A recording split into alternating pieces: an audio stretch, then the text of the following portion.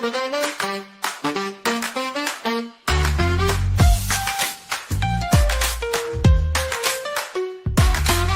taps, coffee brews, we're like, here we go. I'm the broken baker, chat's coming in slow. Lawyers pace, jury sits, the room hums alive. Leaning forward, screens glowing, this is where we thrive. We read this stream from raw and real. Chat's the heartbeat, loud and clear. Trials come and go, but we stay near. Crimes up, crimes down, you're always here.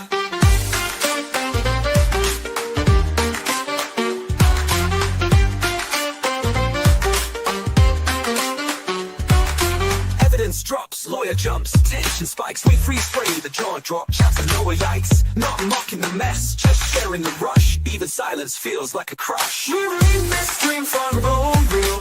Chats the heartbeat, loud and clear. Trials come and go, but we stay near. Crimes up, crimes down, you're always here.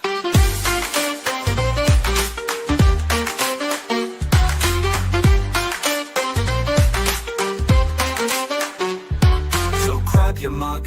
Don't be late, the baker's life will set it straight.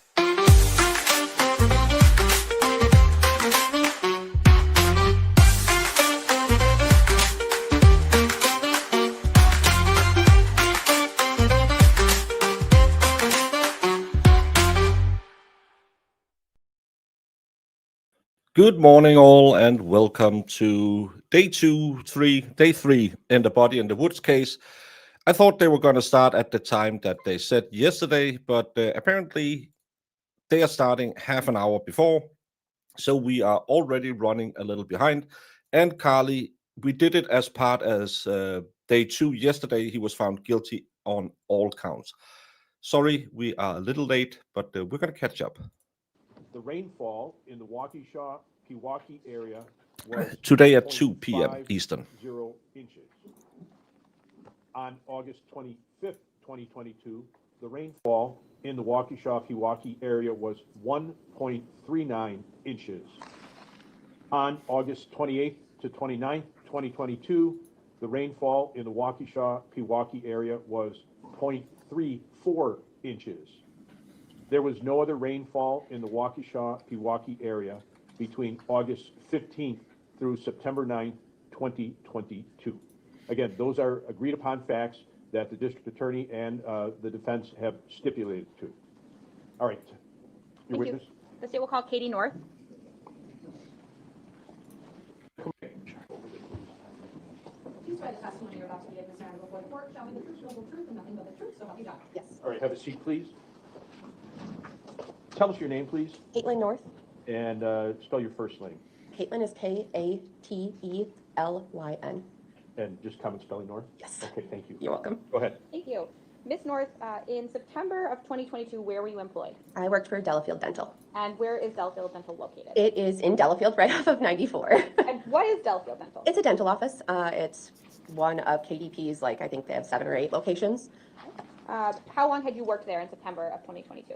Oh, at that point, it was probably almost a year and a half. And what were your responsibilities? I was a front desk treatment coordinator, so answering phone calls, managing patients, checking them in, checking them out, providing treatment estimates, and going through what their treatment would look like for their treatment plans.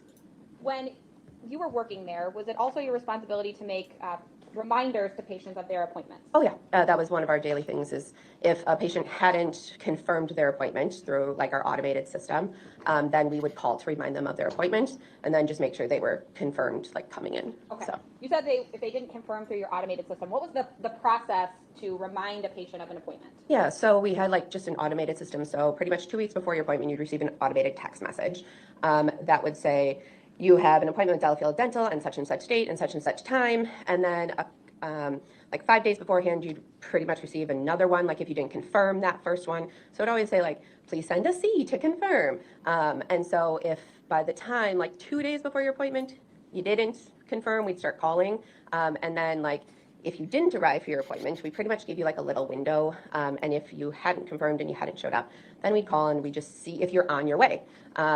And if you were on your way, then if it was in a lot of time, then we could still see you. Okay. I'm going to show just for the witness first, Exhibit 108. It's going to take a couple seconds for it to show up on your screen. I have it on my screen. Let me know when you have it on your screen. Yep. Okay. You recognize, can you scroll down to the next page, please? Ooh, nope. Page 2, you recognize this document? Yeah, so that would be one of our screens that we used for patient information. So it'd give all of Stephanie. Oh, look at that cute baby. By the way, congratulations. Baby Baker, 1 year old today. He FaceTimed with, well, his mom FaceTimed me and he was just, look at that old dirty bastard. He didn't want to talk to me, but 1 year old and, oh, look at this little baby. I like babies. Information, her address, her date of birth, and then that second side is the breakdown of her insurance. Okay, and page 3, please. So this is our chart progress notes. So if I made any notes or anyone else in the office, or if our automated system made any notes, it would show here. Okay, and these are the notes for specifically Stephanie Pavlon's? They are, yes. Okay, I would move Exhibit 108 into evidence with permission to publish. Any objection? No objection. All right, it's admitted, you may do so. Okay, so can we please go to page 2? Okay, so if we can zoom in just to the top a little bit. So, Ms. North, at the top it says Stephanie Pavlon's. Yep. That's the patient that these records are focused on? Correct. Okay, and it has her date of birth I see on the left-hand side where it says patient information? Yep. And then if we can scroll down to the next page, please. You said the rest of this is really just about insurance and not about appointments, right? Correct, yeah. So if we go to page 3, starting at the top, tell me what that note regarding 819, what does that tell you or what does that mean? So that's our automated system that I was trying to explain before. So that is basically, it's 2 weeks out from her appointment. So we're just saying you have an appointment coming up on this day, which was Friday, September 12th at 12. What?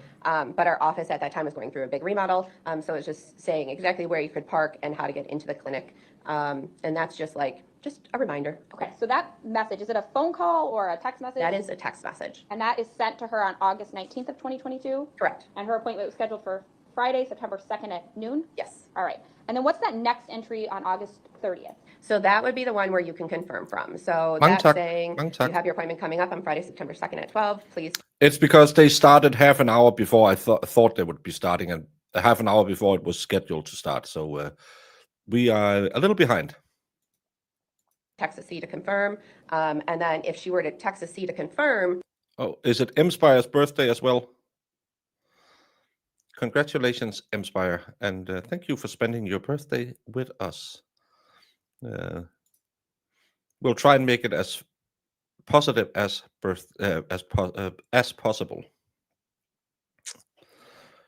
Well, Sue is probably gonna yell at you, but she yells at everyone. From that date, then we wouldn't have to leave a message to confirm. Okay, so on August 30th, a second text message is sent. No confirmation is made, so your office continues to follow up. Correct. What about the message?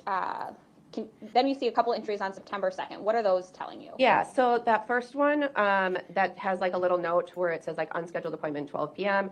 The updated organogram, the comp exam, FMX, that's just all kind of stuff that they'll do in your routine visit. And then that kind of little note there that says 826 left message to confirm, that was just one of our other attempts to reach out to confirm.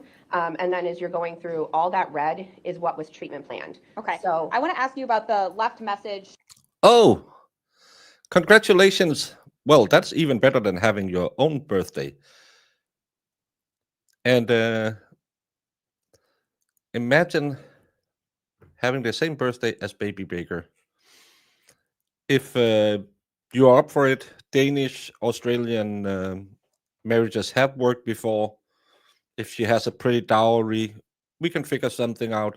I can't promise her that she'll be Queen of Denmark, but I'm pretty sure, because we're good kids in my family, she'll be treated as a kid, as a queen. So if you're up for it, let's lock it in, make sure that we can keep all of that nasty dating business out of the world and just have an arranged marriage already. I think I'll be contacting my daughter and set it up, if that's okay.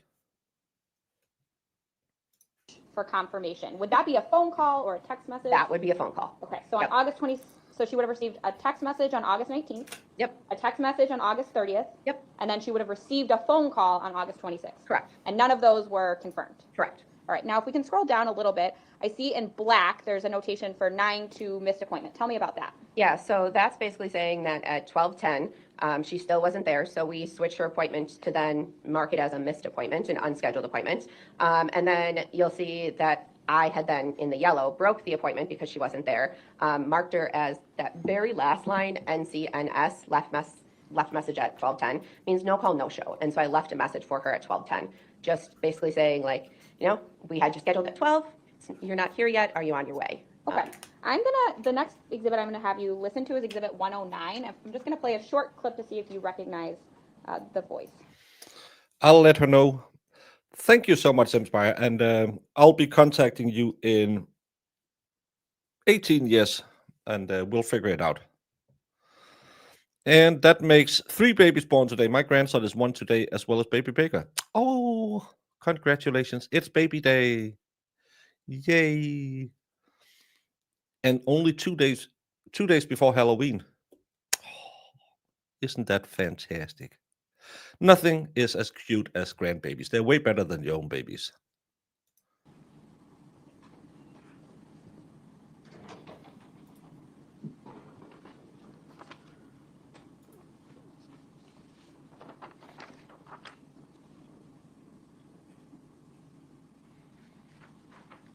Yes, come on. Come on.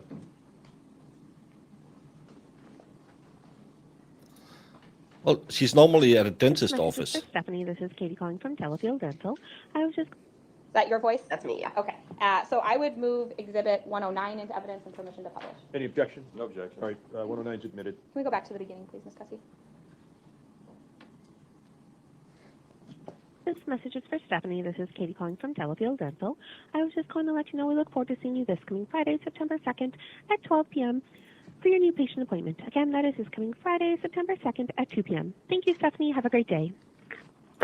Said the wrong time that second time. Whoops. Okay, but referring back to exhibit 108, there was an indication that a message was left on August 26th. What we just listened to, that was the message that you left for her on August 26th. Is that right? I would assume so, yeah. Okay, because next Friday would have been Right. in a few days. Yes. Okay, so you leave a message on August 26th saying she has an appointment on September 2nd. Then if we can play a short portion of exhibit 110, please. Hi, this message is for Stephanie. This is Katie calling from Delafield. Is that also your voice? Oh, yeah. Okay, I would move exhibit 110 into evidence and permission to publish. Any objection? No objection. All right, it's admitted.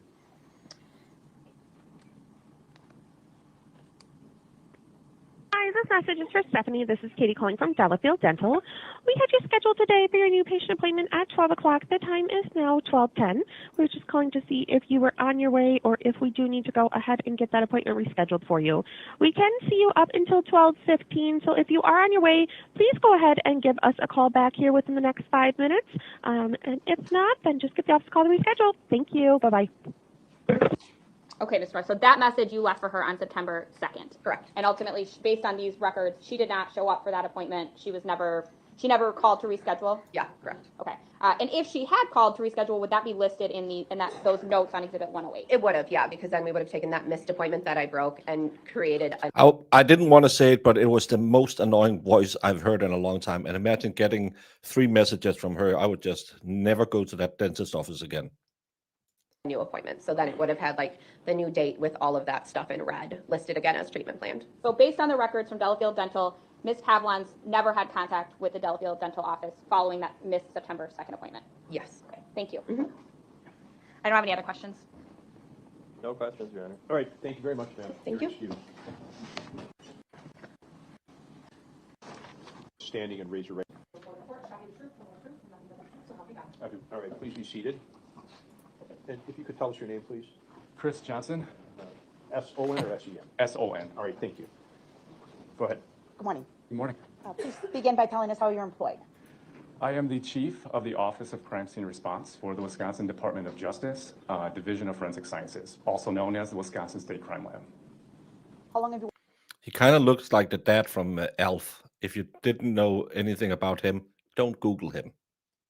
worked at the crime lab? Oh, going on 19 years now. And over the course of your 19 years, have your duties and responsibilities changed? Yes, I started my career in the DNA analysis unit as a forensic scientist. I then participated in a bunch of quality assurance activities and became the quality assurance coordinator. I then moved on to supervise the DNA unit, participating as well along those timelines in crime scene response, and I am the chief now of the crime scene response unit for approximately 6 years. I'd like to display for you Exhibit 125, please.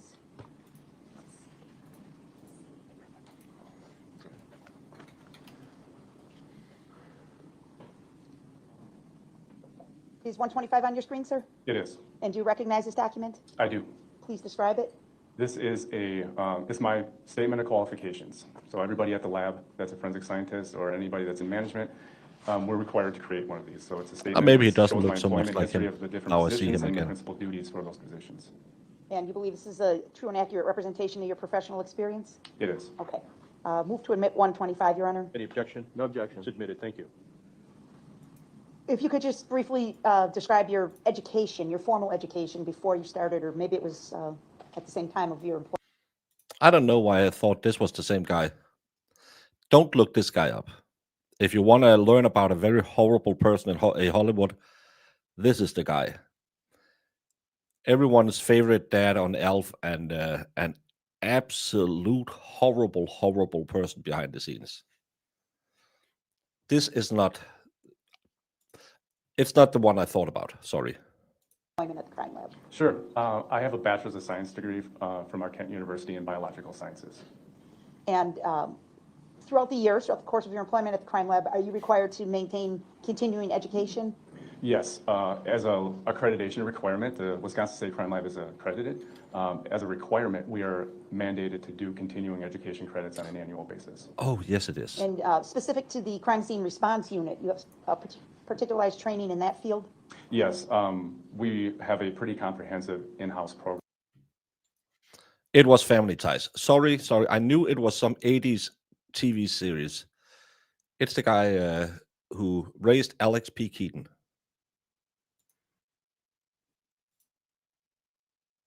And it culminates with a mock scene and a mock court. I'm just saying, he's the type of person that Brandon probably would find in an Urban Dictionary. Testimony. Have you ever testified in court before? I have. About how many times? Throughout my entire career, probably in the 35 to 40 range. And crime scene response is really popular in the movies and TV now, isn't it? That's for sure. Yes, it is. Is real life similar to what you see there? Real life is similar. It's just at a lot slower pace. Obviously, for entertainment purposes, everything's sped up a little bit. Okay. And about how many crime scenes would you say that you and your team have responded to? Oh, hundreds, 500. When do you get called out? We get called out anytime law enforcement has a request for technical assistance. So if it's something that they're not used to processing or something that they need help with chemical processing, we do only respond out to those major crime scenes. So death investigations, homicides, officer involved, critical incidents. And you will go to the location if necessary?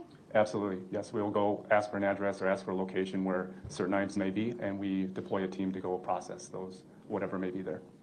And your operation is also 24/7, 365? Yes, 24/7, 365. Okay. The Elf dad is an absolute horrible person. I don't know anything about the Family Ties dad, but the dad from Elf was horrible.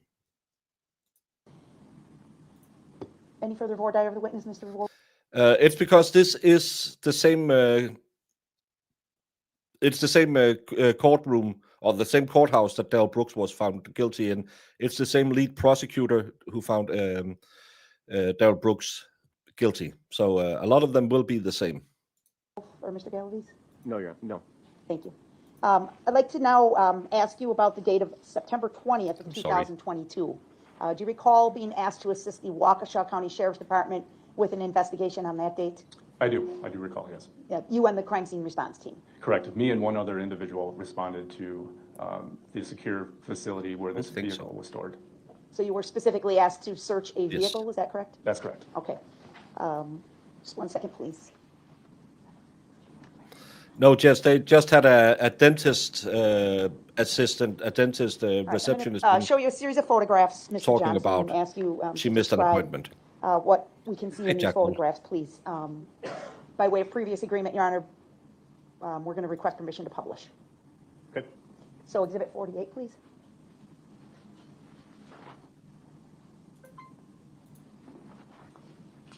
Do you recognize Exhibit 48, Mr. Johnson? I do. And please describe what we see here. This is a photograph of the passenger side of a Toyota Tacoma. Is this the vehicle that you searched? This is the vehicle we Tacoma. searched and processed, yes. And on the door frame between the passenger window, front passenger and back passenger window, it appears there's some objects there. Do you see that? Yes, I do. Can you tell the jury what that is, please? Sure. That's evidence tape going across the seam of the door, and it preserves the integrity of the evidence. So it was sealed, and we cut that tape in order to gain entry into the vehicle. Okay. Is that standard procedure, that it would be sealed Yes. by the authority that seized the vehicle? Yes. Why do they seal it up? To preserve the integrity of whatever might be inside. It shows that nobody has gone into it since seizing that vehicle and recovering it on a warrant. So it just speaks to the preservation of the integrity of the actual item of evidence. Okay. Exhibit 127, please. Please describe, sir. This is an overall photograph with both the driver door and the rear driver door open, showing the passenger compartment, so to speak. Maybe this door is a sign in this case, because they are known as self-deletion doors when they open that way. I'm just saying.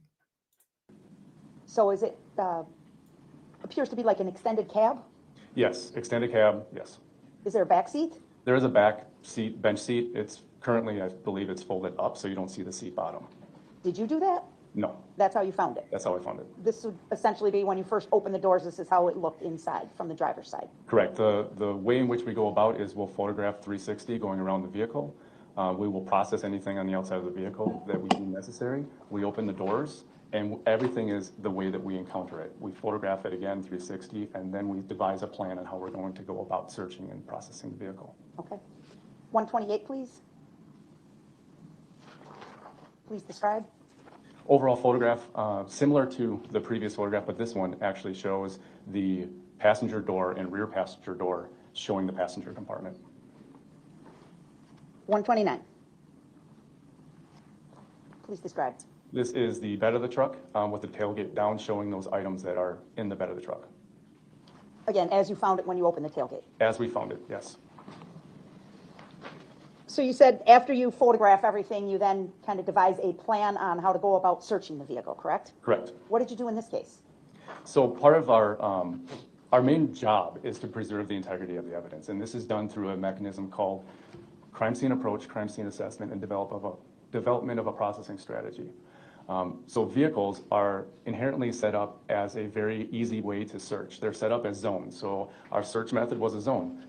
After we photographed and documented it, our plan was to do compartment by compartment, pulling those items out, evaluating those items after they were documented for any evidentiary value.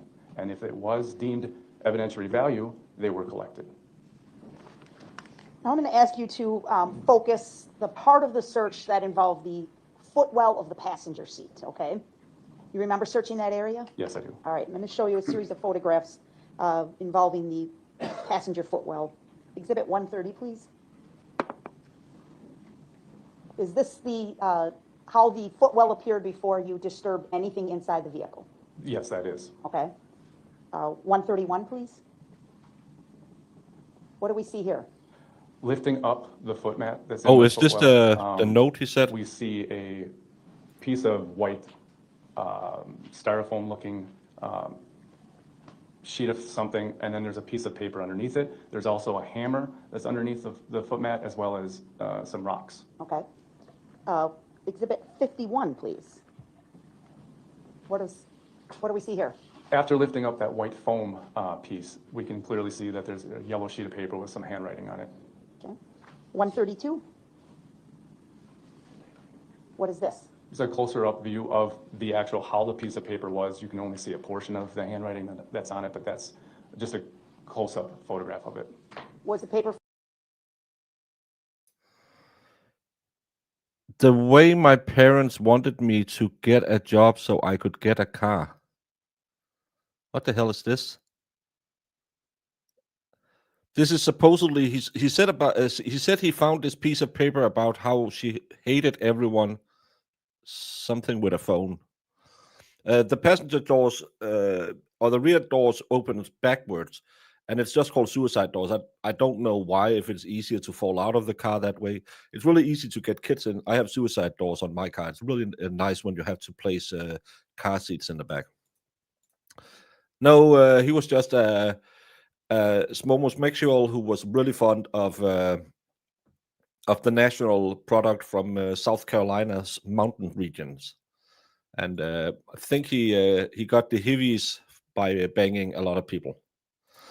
Is this trial more interesting than the last one? Yes, in this trial, it's actually, I think a lot of us are sitting here saying, well, if the defense is good, they might be able to keep it below or beyond a reasonable doubt. Because they can't identify the manner of death because she was so decomposed. They leave at the same time. They go to the same place. He says she just wanders off while he's in getting treatment. She has done that before. Her mom says that she was kind of flaky. He finds this piece of paper with some writing about how she hates everything.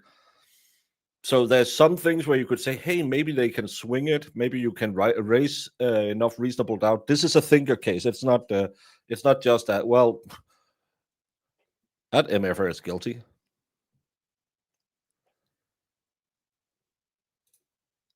Description of what bag? Whose bag? I have a sedan. No, it's an Opel van. What is coming in the mountains of South Carolina? No, I didn't. That's not what. It's meth. Sue, do I need to tell you what you... No, suicide. DeLoreans have gull wing doors. A suicide door is a back door that opens this way. It's not a gull wing door. I do drive a kind of a minivan, but not in anywhere near what you would call a minivan.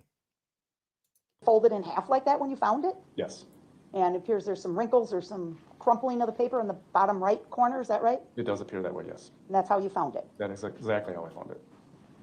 133? This is pulling out all those items that were in that footwell front passenger compartment. We place them onto a tarp to spread them out, and we take subsequent photographs of each of those items. So the yellow piece of paper that's in here is now open because we're wanting to document what was written on that piece of paper. It's kind of like this model, and as you can see, it has suicide doors. They open backwards. So when you have to place stuff in the back seat, you're not hampered by the door opening this way. So it's a really good car to if you have kids, to place kids into. All right, thank you, sir. I'd like to move on now to ask you if you searched the interior of the vehicle for any possible blood. Yes, so part of the process in processing a vehicle, in this particular case, we were looking for biological fluid, namely blood. So first we do a visual exam using just a bright white light, flashlight, to see if we see any areas that might resemble blood. Maybe they're reddish in discoloration or a red-brown discoloration. If we come across those areas, we do a presumptive test, and a presumptive test indicates the possible presence of blood. Did you in fact test 3 areas using a presumptive test from the interior of the vehicle? Yes, we did a presumptive test on 3 areas within the vehicle. All 3 of those tests were negative. Moving now to the bed of the truck, did you do the same thing in the bed of the truck? We did. There's an area that resembled like a wettish stain, and so I swabbed a little portion of that and put it to the same presumptive test. It ended up being negative. You could please display 182. Is that the area there? That is the area. The area is just to the left of the Exhibit 182 marker. You Yeah, see we're a gonna move white. that. Okay. Sorry. No, that's fine. Okay, if you could please point out that kind of wettish area that you just described for us. It's a touch screen, so you can Okay. circle it, please. Whoop. Oh, we got it. Hang on. 1 second, please. That's on our end. It was negative, so why do we need to see it? Try now. There we go. Okay. And I can see a darker colored object or something, and then a lighter color object in that photograph. Maybe you can zoom in on that. Hang on, before you do that. My bad. May we please preserve 182A, Your Honor? Yes. Okay. Now, if you would clear it, please, Madam Clerk, and zoom in on that.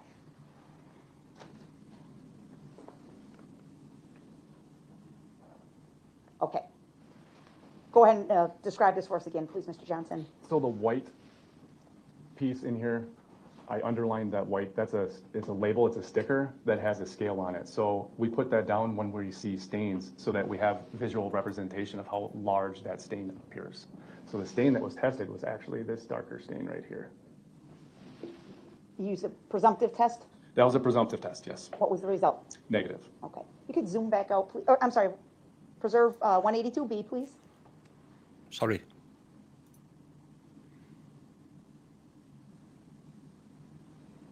And clear the screen.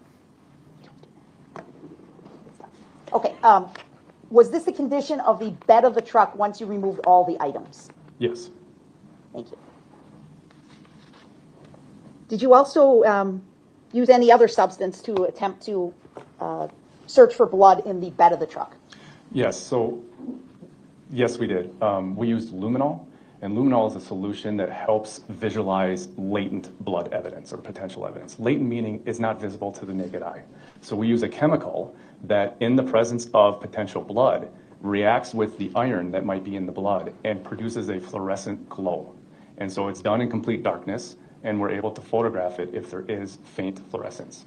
It's a good tool to use to learn where to kind of dig a little bit deeper.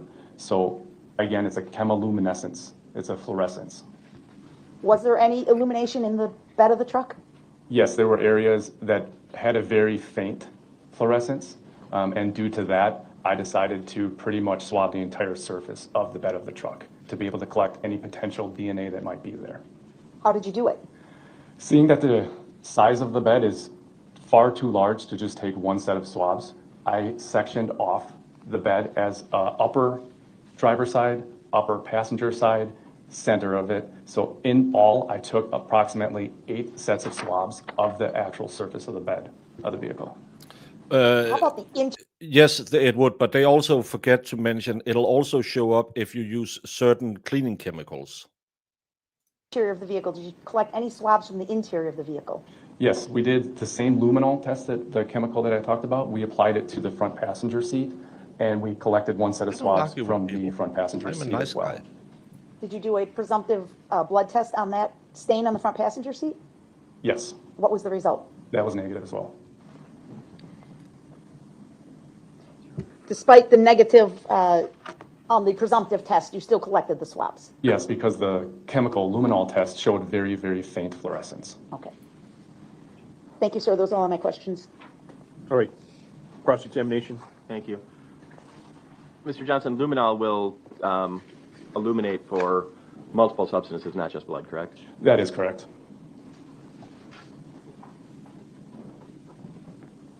And you didn't find any evidence?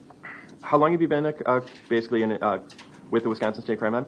Going on 19 years. Okay. And we saw a lot of photographs that were taken in this. Did you take a lot of photographs in the course of your investigation in this case? I was assigned to be the team leader, so I have another member that took all of these photographs. Okay. Approximately how many photographs did you take? Of the vehicle? Yes. 356. And why do you take photographs again? It's part of documentation, just like taking notes. It's part of observation, so it's a permanent document, permanent proof of how things are the way that we encounter them. Okay. And it also details and supports your investigation in this case, correct? That's correct. And you said you've given testimony in probably 35 to 40 trials, correct? Yes. And obviously those photographs, it's important to have those photographs to show the accuracy of your investigation, correct? Yes. When you entered the pole barn, in this case, the vehicle was kind of positioned away from the other vehicles, correct? That's correct. It was placed into the center of the pole barn. Okay, so it's kind of isolated, right? Yes.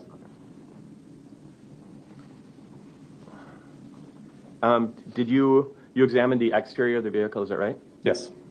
Did you, through visual inspection or through luminol, did you notice any type, or did you get any hits or indication of anything on the outside of the vehicle? No, nothing of evidentiary value popped on it. Just in particular, did you look at the back bumper and the back tailgate at all? Yes.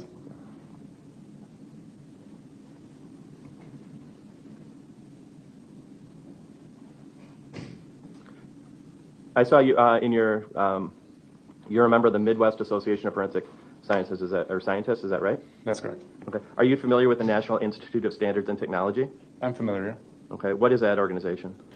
NIST, it stands for, yes, as he said, it's an organization that sets standards for the forensic community. Okay. Do you follow those standards? NIST standards, guidelines, yes. Okay. And Why are you asking? Why is I it didn't important to have find any standards? evidence. It provides a foundation for people on how to do things that are accepting within the scientific community. Okay. And is that important for providing evidence in a criminal trial like such as this? Yes. Okay. Why is that? It provides validity to the work being done, that you're doing it within an accepted procedure, that people within the community are using the same approach and assessment and strategy. Okay. Thank you very much. Nothing further. Redirect. Oh, wait. I'm sorry. One more question. Okay, go ahead.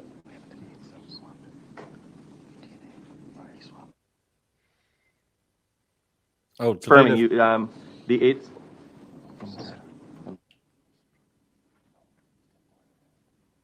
Okay, so of all the swabs that you took of the vehicle, both in the passenger compartment and in the bed of the truck, again, everything was negative for any type of human substance or DNA, correct? Yes, we collected those and then submitted those, the agency submitted those to the lab for further examination within the DNA unit. Okay, nothing further, Your Honor. I'm All sorry. right, redirect. No. All right, thank you very much, sir. You're excused. I don't know why Marissa claims I need this hoodie.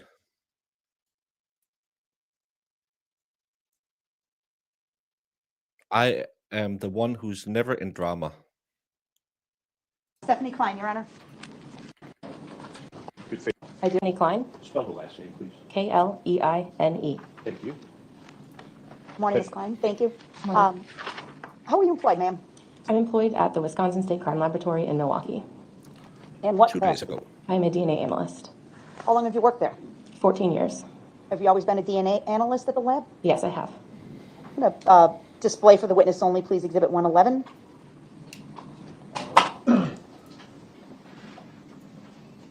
Do you recognize, is it on your screen? It is not. Oh, it is now. Okay. Do you recognize this document? It appears to be the first page of my statement of qualifications.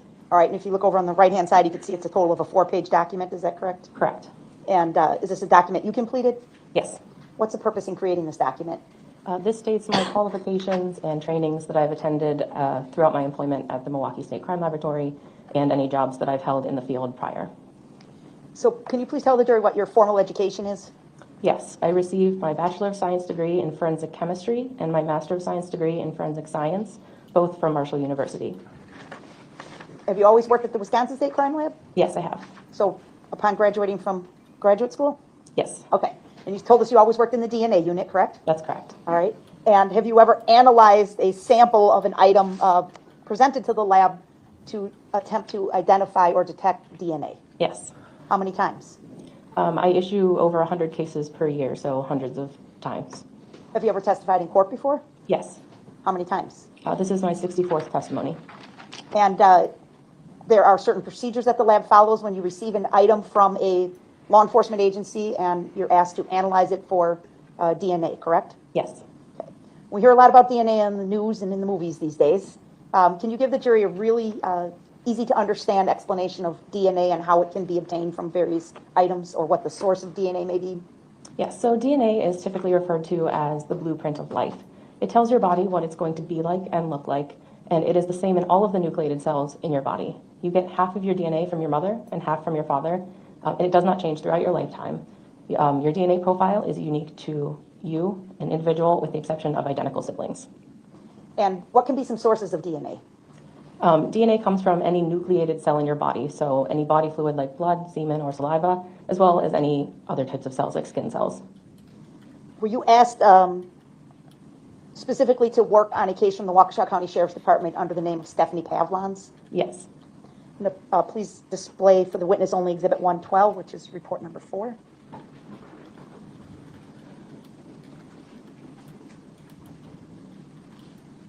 Is that on your screen now, ma'am? Yes. Can you identify Exhibit 112? This is the first page of my confidential report of laboratory findings for our laboratory case number R22-2670 with my signature on it, as well as the initials and date of my technical reviewer. Is this a report that you authored? Yes. Do you believe it's a true and accurate representation of your work in this case? Could you scroll down so I could see all pages, please? Yes.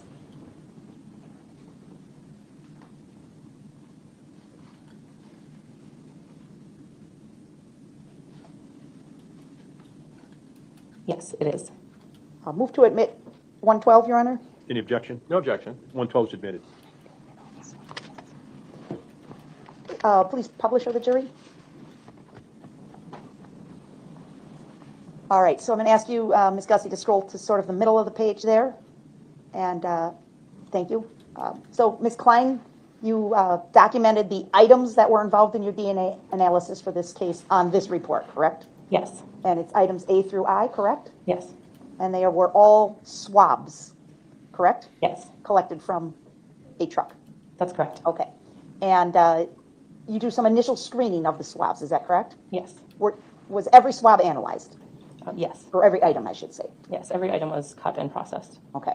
And you did some initial screening. Correct. Tell us about that, please. So initially, I looked at the swabs visually just to note any staining if it was present, and then I tested each of the swabs in this report for the presence of blood, and no blood was detected on any of the swabs items A through I. Is that a confirmatory test that you're doing at that point? Or presumptive test? I would have to refer to my notes to see which test I did, but either way, it was negative, so either presumptive or confirmatory test, a negative is negative for blood. Okay. Can you do anything further with the swabs then? I did process all of the swabs for DNA, even though there was no body fluid detected, or there was no blood detected on the swabs. I did still process them for DNA analysis. And if we, is that what's indicated in the chart at the bottom of page 1 there? Correct. Each of the swabs was cut, and they receive a sub-designation at our laboratory for tracking of the extracted DNA sample. They just get a 1 after the alphabet letter. So item A became A1. That was the cutting. That was the DNA extract. And were you able to isolate any DNA in any of the swabs? Yes, I believe there were a few that proceeded on for DNA. I thought the same, but apparently she's the lead prosecutor now. So I don't know what, why, and how she's still there. Maybe she got an offer she couldn't refuse. Analysis. Okay, describe that for us, please. So items B1, D1, F1, G1, and I1 did not have enough human DNA present for further testing, as well as H1 did not have enough human DNA for further testing, which means they did not have enough DNA present in that sample that we would expect to get a DNA profile, so they stopped at the point of determining how much DNA is present in a sample, which is something that we do on all evidentiary samples at our laboratory.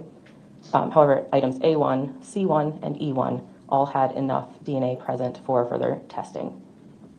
And so in the middle of the page 2 there, you're able to make some conclusions about the A1, C1, and E1? Yes.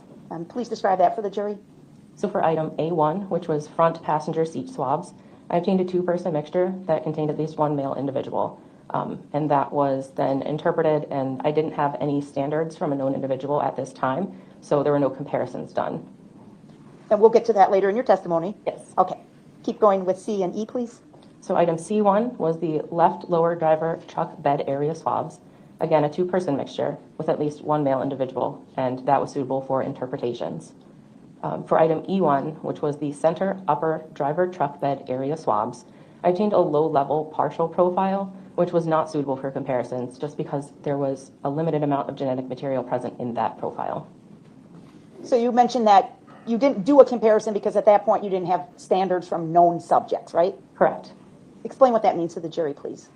So when we do our casework, we look at evidentiary items first to develop profiles and determine if they're suitable for comparison purposes. If they are, we would compare those evidence profiles to profiles from known individuals. And we need that so that we know what that person's profile is, and we can compare it to our evidence profile and either include or exclude them. In a case like this with a death investigation, would you typically get standards from the deceased victim? Yes. And potentially any suspects? Correct. Where do you get these standards from, the standard samples from? All of the samples would be submitted by the submitting agency. So law enforcement? Correct. And if you didn't have them, can you ask them to provide? Typically, upon receipt of any evidence, an agency is expected to and requested to submit standards along with evidence. But in this case, that didn't happen? I'm uncertain if a request was made upon submission of these items. That typically is handled by our case management director. But I believe that was eventually done, and we did get standards from known individuals. Okay. Point being, at the time you were doing this work, you didn't have the standards to compare? Correct. Okay. like to move on to Exhibit 113 for the witness only first, please. Can you please identify 113 when it comes up? Yes, this is the first page of my confidential report of laboratory findings dated May 9th, 2023 for our case number R22-2670, and it has my signature as well as the initials and date of my technical reviewer. And this is report number 7. Correct. Okay. A total of 5 pages? Yes. All right, again, I'm going to ask Ms. Gussie just to scroll through it for your review here.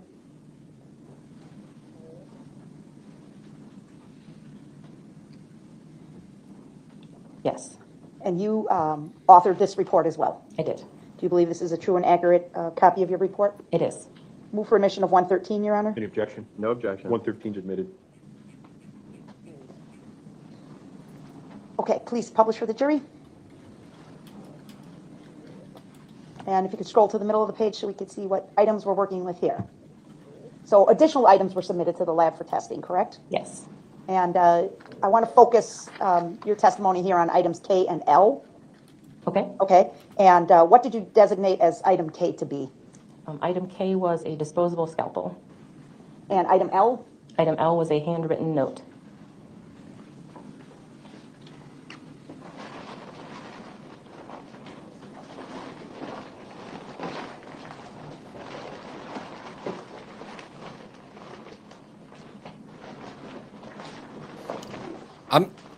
One second, please. I'm getting more and more confused already.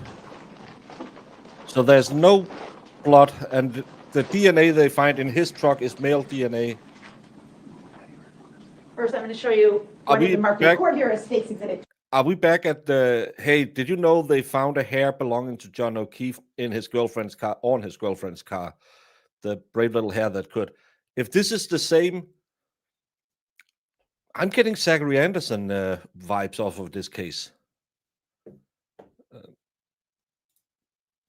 Didn't, I don't know, did it say ice pick? I thought it said ice. I didn't read it. 20. And if you could please inspect that and tell me if you see any indication that that was an item analyzed by you at the crime lab? Yes. How can you tell? It bears our specific Wisconsin State Crime Laboratory barcode and the case number R22-2670. It also has my initials on the item barcode. And that would be your item K? Yes, that was item K. All right. And then Exhibit 53, same thing. Please inspect and tell me if this is an item you inspected at your lab. Yes, this also has our crime lab barcode for R22-2670, item L, and it has my initials on the item. Okay. Yes. We'll stick with item L as long as you have it in your hand there. That's a piece of paper, correct? Yes. Were you able to do anything from a DNA standpoint with that paper? In this particular case with these items, I was looking for any staining present on an item. And this item in particular, item L, the handwritten note, was also going to be processed by a different unit. So because there was no staining, I did no further analysis of any kind on this item. Okay. And then let's go back, please, to item K, the scalpel. Okay. Please tell us about your work with the scalpel, item K. I did examine this item for any stains, and there appeared to be stains on either side of the scalpel blade. One of them was more rust-like discoloration. So I did 2 blood tests on this item, and blood was not identified on the item. Did you do anything further with the scalpel then? No.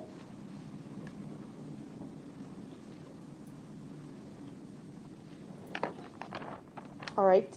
Turning to page, we can go, yeah, we're still on 113. Thank you. That's just describing what you just told us about some of the different items. The other items, K through L, I'm sorry, M through, can you go back up, please? M through R. Did you do any work with those items? Yes, I looked at the items for any body fluids, or any staining, I should say. Okay. And if there was no staining on the item, no testing was done. If there was any staining noted on the item that looked like it could potentially be blood-like, I would do blood testing. Any of these items in exhibit? Ice pick with towel, ice pick, hand towel. Item M, yes. At 113 or your report number 7, did you identify any blood on any of these items? No, none of the items that I tested for the presence of blood had blood on them. And so nothing further was really done with these items? Correct. Okay.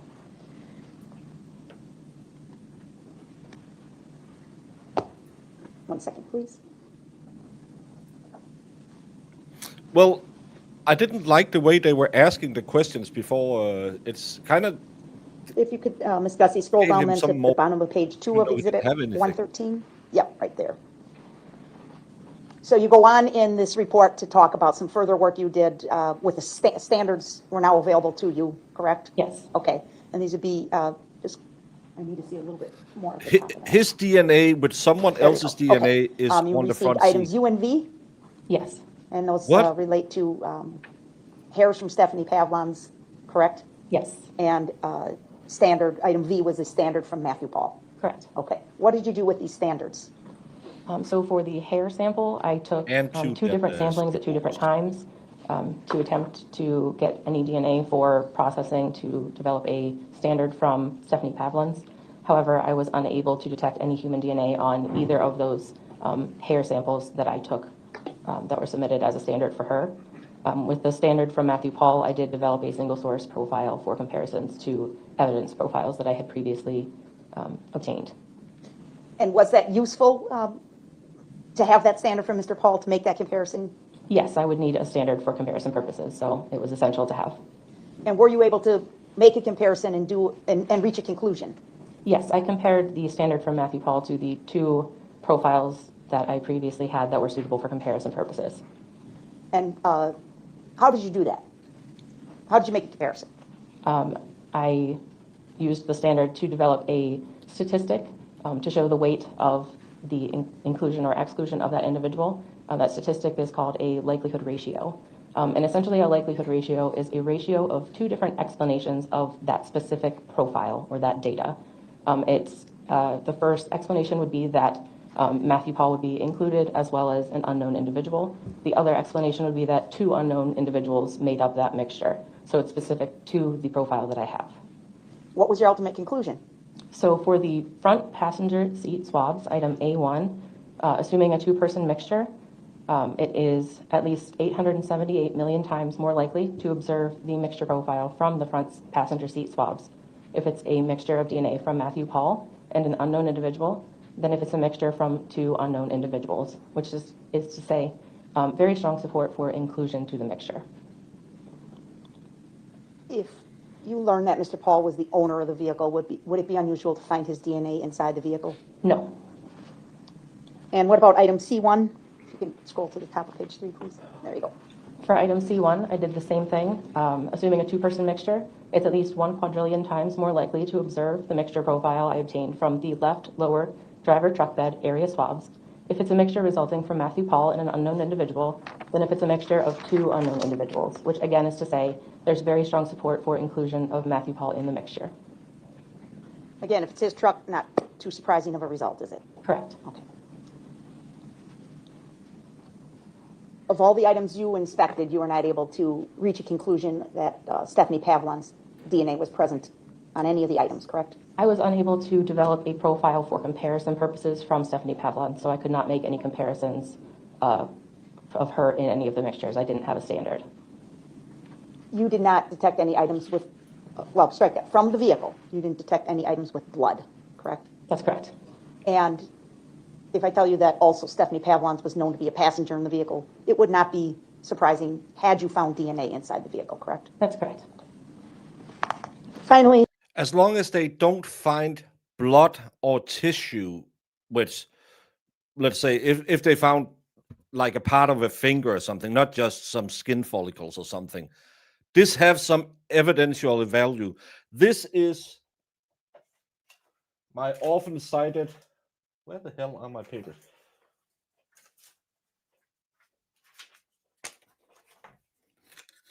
This is this theory. Let's just put a little bit of evidence in front of you, but give you a whole stack of no evidence that kind of sounds like evidence. So you think, well, they had all of that and we listened to all of these people. So this was very good evidence. So this must be good evidence as well. All of this has been absolutely. They have to put it out there because the defense can call them and say, "Well, you didn't find shit," but when the first guy, the leader of the team, said, "Yeah, we didn't find anything," you don't need this lady to come in, waste the jury's time, and say, "Yeah, we didn't find anything." And again, it would have been worse if they didn't find her DNA in his car, because that would suggest he cleaned it to get rid of it. All of this is nonsense, but it's, again, that's our job. We're going to do it. We're just going to do this and do the same in every case because we're getting paid anyway. It is stupidito. Ma'am, I'm going to ask for Exhibit 115, which is report number 8, to be displayed for the witness.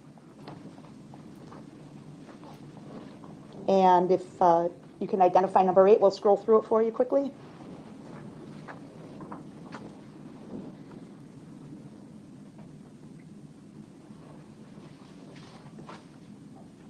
Yes. Okay, you recognize 114. I'm sorry, 115. Yes. Okay. Please. I'm sorry. Go ahead.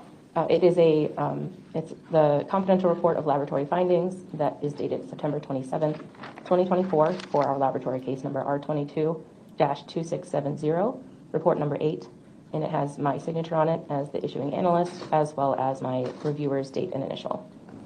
And if, is this a document you authored? Yes, Is it true and accurate to the best of your knowledge? it is. Move for admission of 115, Your Honor. In objection. No objection. 115 submitted. Please publish for the jury. So in this report, you're dealing with items X, Y, and Z, correct? Yes. And I want to ask you specifically, what was item X? Item X was a T-shirt. And did you do any screening of the T-shirt? Yes. Also like to put up for the witness only Exhibit 116, please. Okay.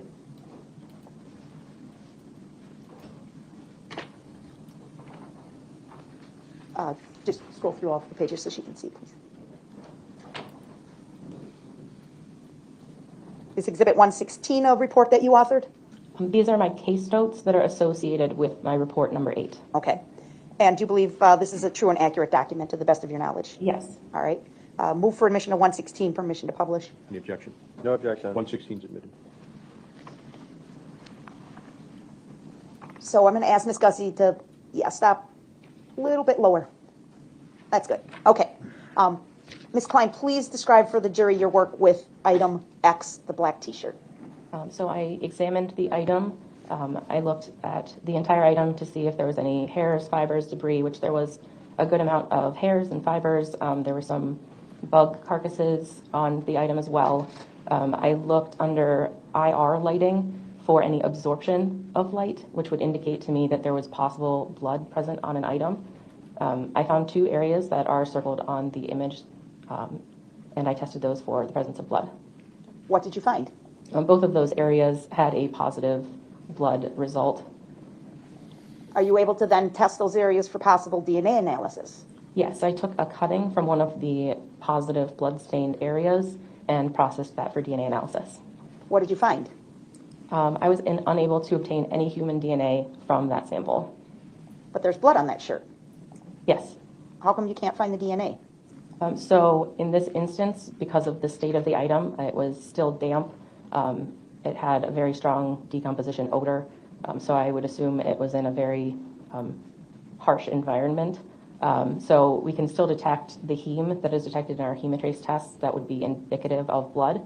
However, any DNA that might have been on the item would have been broken down, which is why I was unable to detect DNA. How did the DNA get broken down, if you know? Well, there's many factors that can begin to break down DNA. Humidity, heat, moisture, packaging in different ways. We accept items in paper usually because it's porous, so there's no bacterial growth. If something's packaged in plastic for a long time, it could start growing certain organisms that would start breaking down DNA. So there's a number of factors that would go into how DNA would start to break down. You are able to state with certainty there's blood on the shirt. Yes, I had a positive test for blood on the neck area of the shirt. you can't tell us whose blood it was. Correct. Okay. 1 second, please. Clear evidence of insect activity, is that I'm correct? puckering my There were a few pooch shoot dead for you, bug not carcasses my on eyebrows. the My shirt. eyebrows are for Jamie. If there's insects present on the remains, strike that. If there's insects present on the shirt and on the remains where the shirt came from, could insects also account for some of the breakdown of the DNA?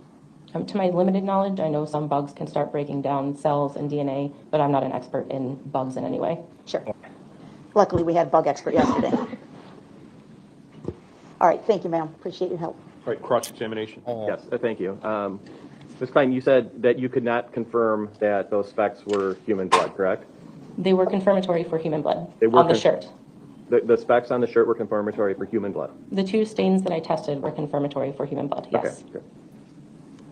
And if you're familiar with the word transfer, correct? How blood and other items can be transferred, correct? Yes. Okay, so if the shirt is pushed up against a decaying body, it could that shirt could transfer some of the the volatile organisms from that body, correct? Any contact between one item and another can leave behind a transfer of materials, cellular or otherwise. So you can't tell when those specks came to be on that shirt, correct? Correct. And you can't tell whether if let's say we learned about blowflies yesterday. So if a blowfly is landing and I guess feeding on human volatile organisms, there might be some on their feet, and that fly could fly to a location such as a shirt and deposit a speck of volatile organism from a human, correct? I'm not an expert in bugs, but again, any contact between one item and another would leave behind transfer. Okay. So again, you have no idea when those specks were placed on that shirt. Just to clarify, the stains that I tested were as large as those circles that you saw on the image. So they were large areas of absorption. They weren't necessarily specks. But no, I can't tell when they were on an item. Okay. And when you say absorption, if there was a drop of something or a small speck, as I said, on the T-shirt and it rained, that would obviously cause soaking in and create a bigger area for the sample, correct? I'm not an expert in how fabric wicks, so I don't know how to answer that question. I'm sorry. But any type of liquid introduced to a sample is going to expand that sample, correct? Rain does make liquid run, to my knowledge. In the course of your scientific studies, you will occasionally introduce a neutral liquid so that you can test more of an item, correct? I'm sorry, I don't think I understand your question. In the course of you're a scientist, right? Yes. And you do lab work, correct? Correct. And on occasion, you'll Scotty, we will be switching to it. It's supposed to start at 2 p.m. as I see it on the docket, so we'll be there.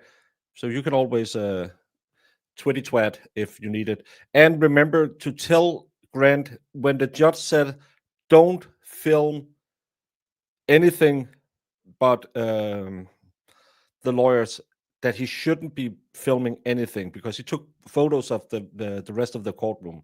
Just I know he's a little bit slow, so remind him that when he's out there claiming he's the biggest, baddest journalist, that he ain't that smart.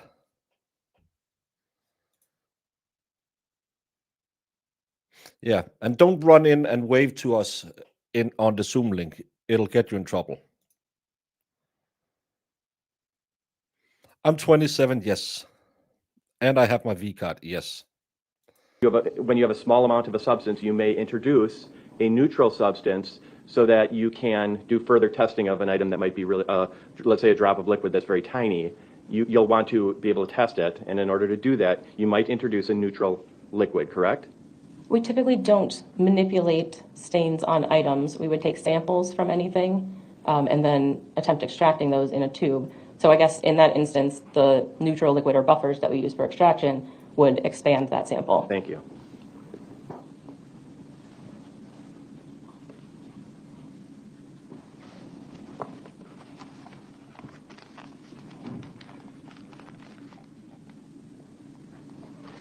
You said that when you did test numbers, or the crime lab report number 7, you didn't have a standard for Stephanie Pavlans, correct? Or you didn't have a suitable standard, I'm sorry. Correct. I was unable to develop a profile from the hairs that were submitted as a standard for Stephanie Pavlon's. Okay, and that report obviously was returned to law enforcement for their reports, correct? Correct. And at any time did the state say, oh, that would be important for us to have a DNA sample for Stephanie Pavlon's that you can use? You never got something like that again later for Stephanie Pavlon's, did you? I did not.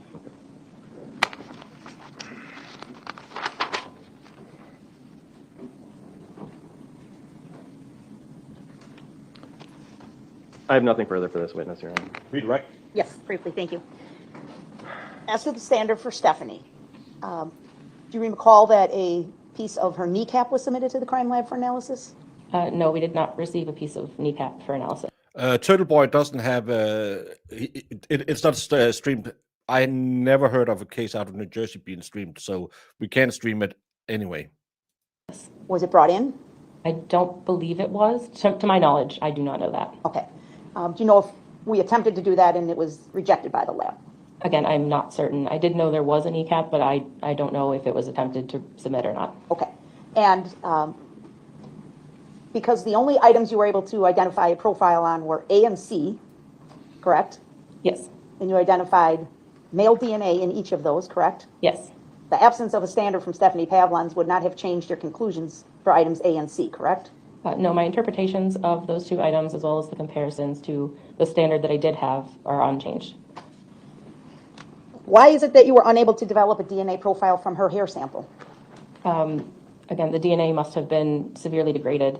The two samples that I took were large portions of multiple hairs that were submitted to us, and was unable to identify any human DNA in either of those samples. Does that happen on occasion?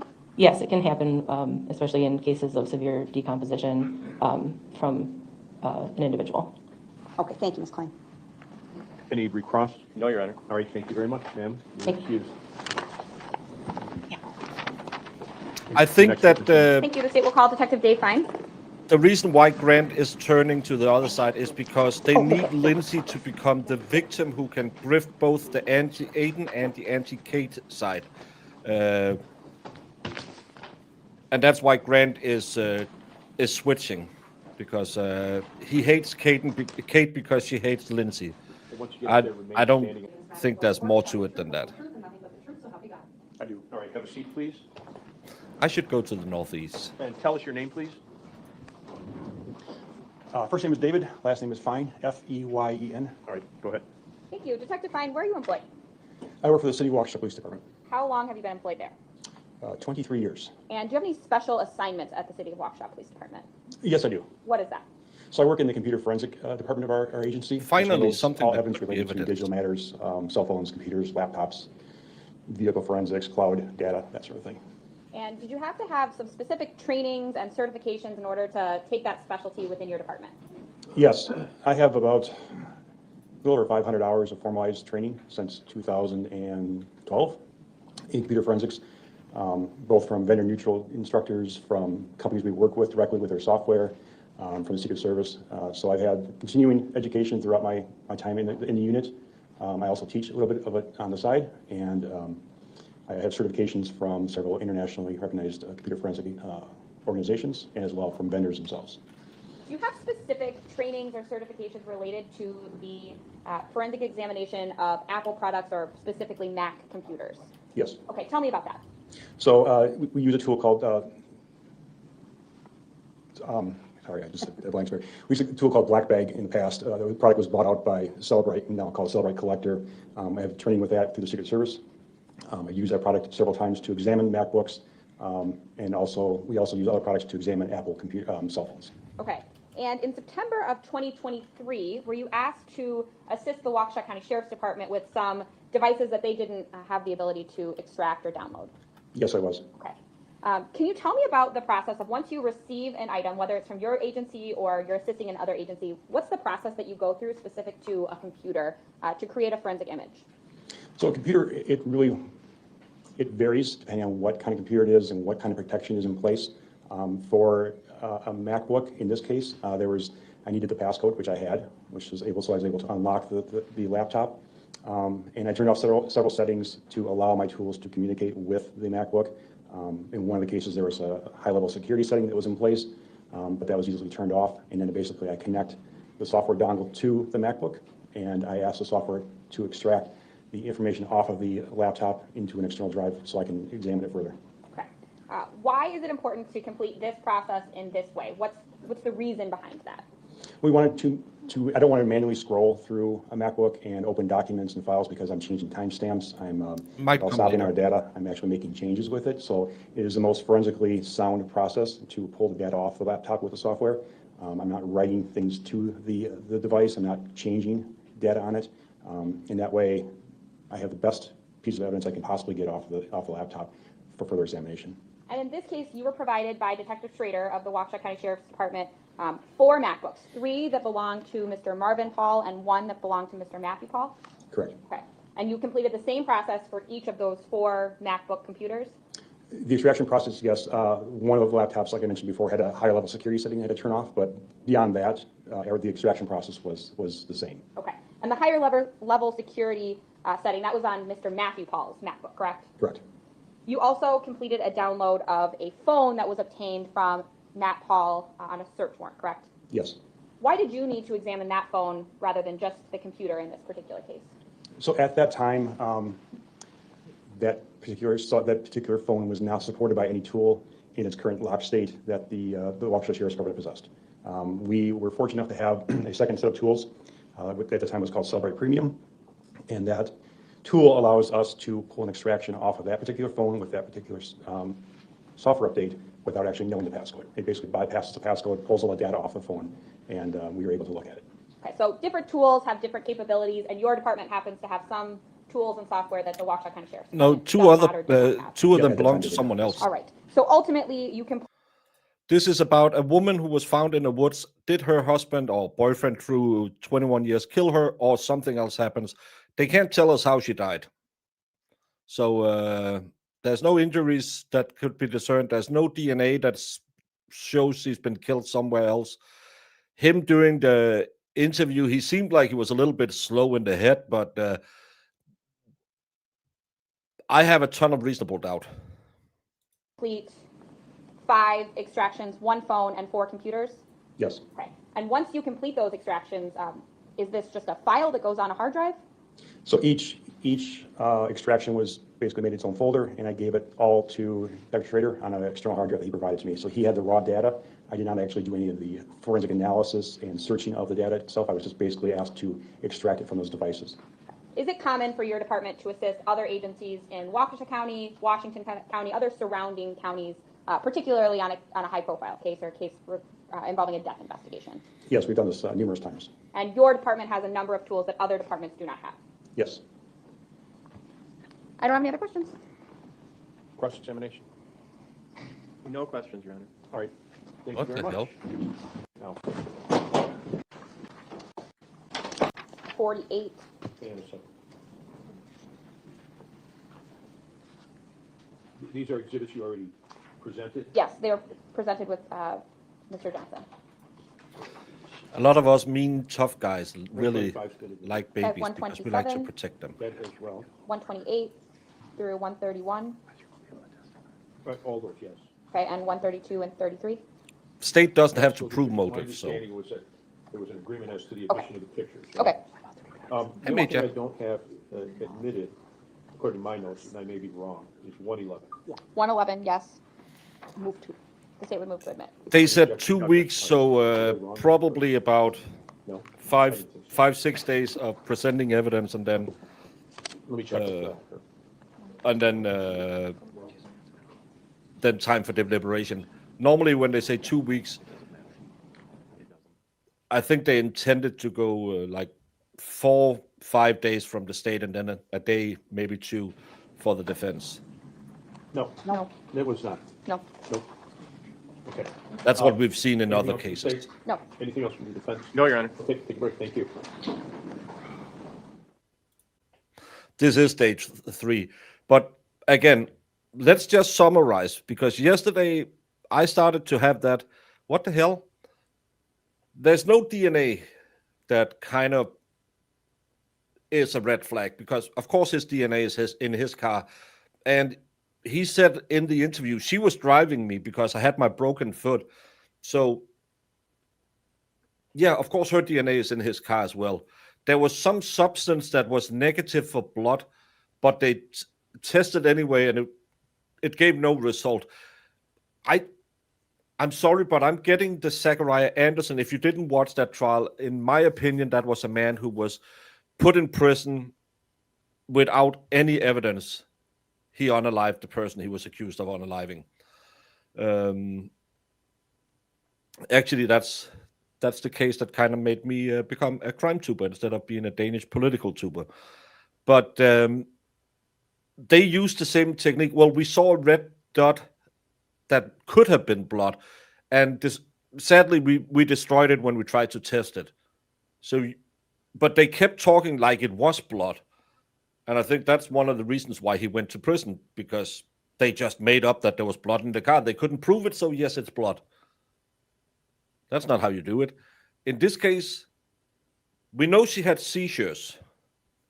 We know she was on muscle relaxers and pain medication because she got injections in her neck. She had oxy. She was on Zoloft. Zoloft, isn't that the one you always talk about? I don't know. I was on something called Cipralex, I believe, back when I had my depression. But Zoloft is an antidepressant that I believe every time it comes up in trials, some people will say that's one of those you really connect to self-deletions.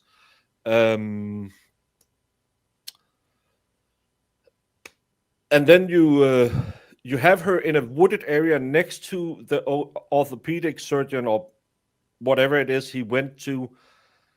But it kind of seemed like that area, because there was a burn pit or some kind of where maybe you could make a bonfire next to a golf course. So who says she didn't go in there to sit and vape because it was hot out? It was in August, September.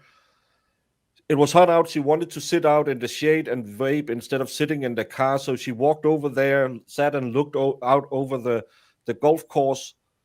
And she had a seizure attack. And because she was on all of these muscle relaxers, maybe her tongue just slipped backwards. And, it does happen. Maybe she had seizures, fell and hit her head. We don't know, because there was not enough to tell us what killed her. Maybe she OD'd. There's no toxicology to show the amount of drugs she had in her system. All of that is in the column of reasonable doubt to me.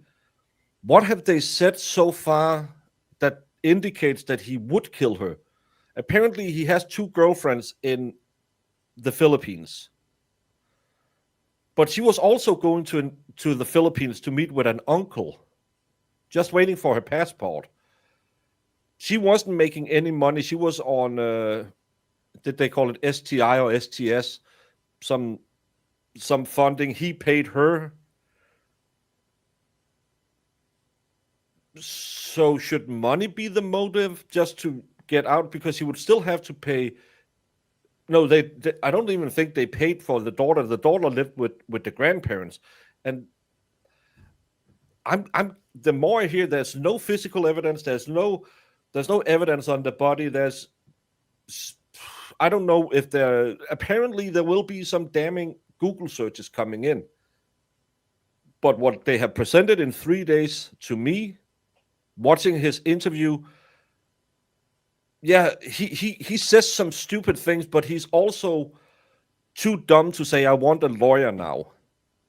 Because he keeps trying to answer them, and then fuck, this probably sounds a bit stupid. I'm going to say something else. I think it was more of that than it was him covering up.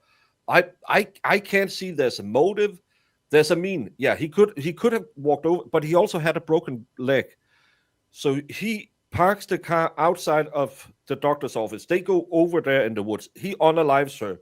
He then goes back into the doctor's office, or we haven't heard anything about what happened that day at the doctor's office, if they have him on tape or he just parked there, they went over there, and then he killed her and drove off again. We haven't heard anything about that. Apparently, he had an appointment at the doctor's office. That's what he's saying. So when is he supposed to have done it if he was at the doctor's? We we still haven't had that clarified yet. And again, I know they don't have to give me a motive, but I saw her walk out of a door. Nothing looked out of the ordinary. A minute later, he walks out of a door. Didn't look like he was about to go and unalive someone. Comes back, was it an hour and a half later, which could line up with him getting treatments. I have a very hard time is to see this as much. And apparently they had this open on-off relationships. They've been together for 21 years, but she was in and out of his house. She stayed with her mom a lot. Yeah, we haven't heard anything that kind of tells me, well, it can only be him. That's the question. I don't know. There hasn't been presented anything. Zachariah's trial was a travesty. I remember being so shocked when it was a guilty verdict. Remember how sketchy the prosecutor was and what's her name? Sadie. Yeah. And the way she communicated. And the daughter. Oh, he had a gun. What? Oh, you can't say that. Jury out. That case is a travesty. And sadly, he's still stuck in prison. He's sketched to me, but I don't see evidence thus far. Yeah, of course, we always look at the one closest to you, and they were in the same car around the time she disappears. But is it enough that I can say with 100% certainty he did it? No.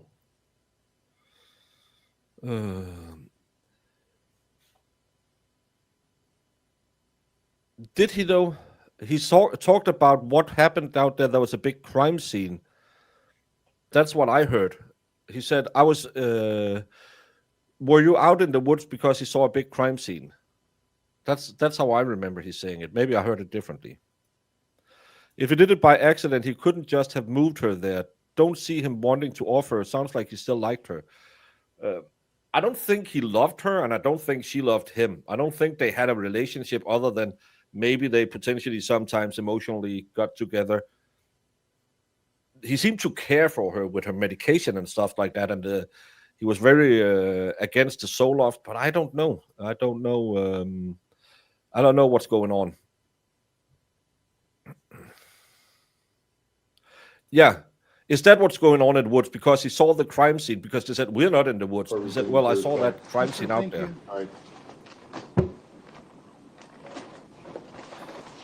Yeah, but he said I saw the crime scene out there because he was at the doctor's. That's how I remember it.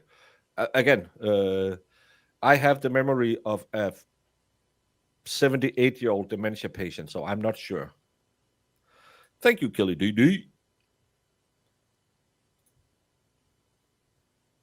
Yeah, that could be why he's asking. I did too.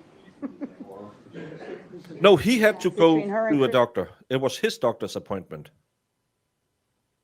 So, talking about doctors. Hey, Jamie. I felt it was at first a using substance relationship. I don't know if he's a user. We haven't really heard anything about substance abuse in his life either. Yeah, he was there at an appointment when they found the body. Maybe he just put two and two together and realized that's where she left from. That's what I'm thinking as well. That or you can rationalize that's how he got to that question. And Jamie, you were talking as I was talking as always. What did you say? Oh, stop it. Morning, everyone. No, I said, I think he's just it was alcohol for him. So, Oh, he was a drunk? yeah. Yeah, because I don't think we really heard anything about him using anything. But he sounds like he's a little slow in the old light bulb. Well, I think that has a lot to do with his vices. Okay, we'll call Detective Fredericks.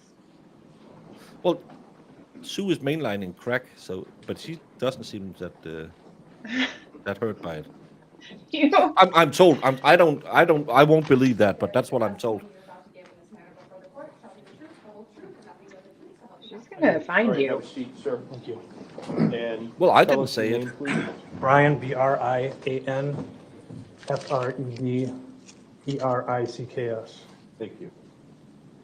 Go ahead. Detective Fredericks, where are you employed? The Waukesha County Sheriff's Department, And how long have you been employed there? I'll be back. since 2010. Is that the totality of your law enforcement experience? It's not. Okay, where did you work before that? I worked 13 years for the City of Pewaukee Police Department.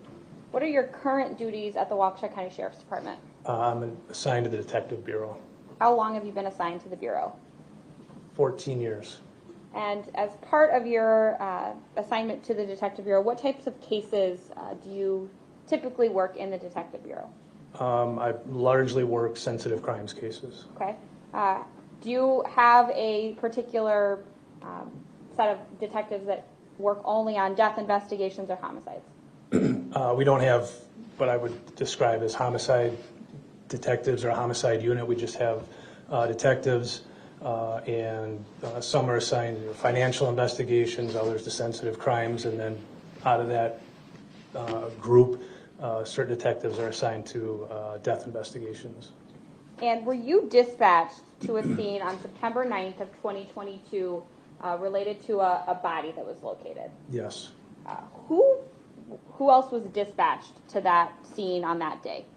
There were several detectives, several members of patrol, and myself and Detective Plennis were specifically contacted by our captain and requested to respond to the scene.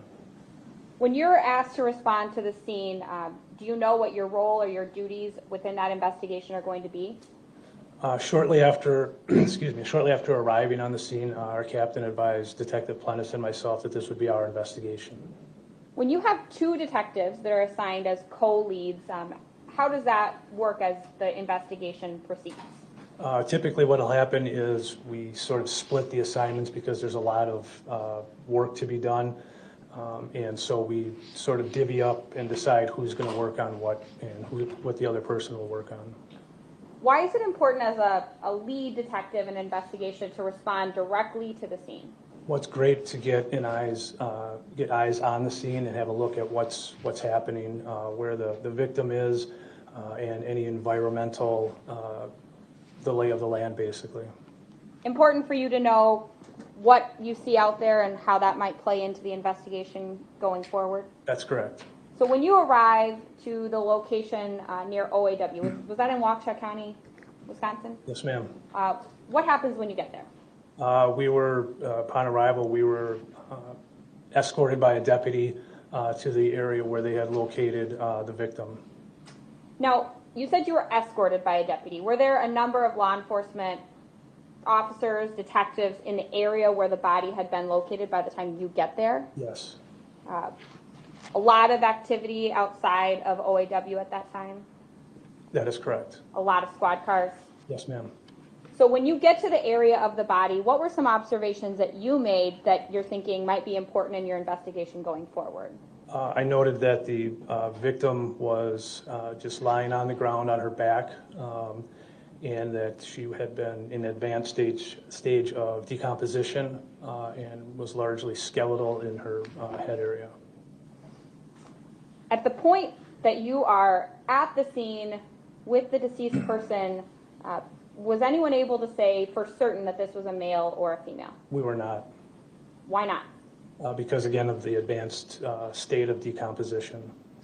So as you take a look at the scene, did you kind of survey the area where the body was located? Yes, I did. And what observations did you make while standing in the area of the body? Well, it was inside of an area that was surrounded by tall trees, and there was some width to it. I was able to see that there was a golf course to the north, and then there was more trees to the west and to the east, and that the body was several feet or yards actually into the woods from where the tree line and that meadow area come together. Okay. And you heard some testimony from Mr. Fricano about some illegal farming that was happening, and you were also with us in the jury when we went out to the scene. Where was that illegal farming, based on your understanding, happening? My understanding is that it was happening to the south and east. Okay, so further east than where the jury had the opportunity to view things? That's correct. All right.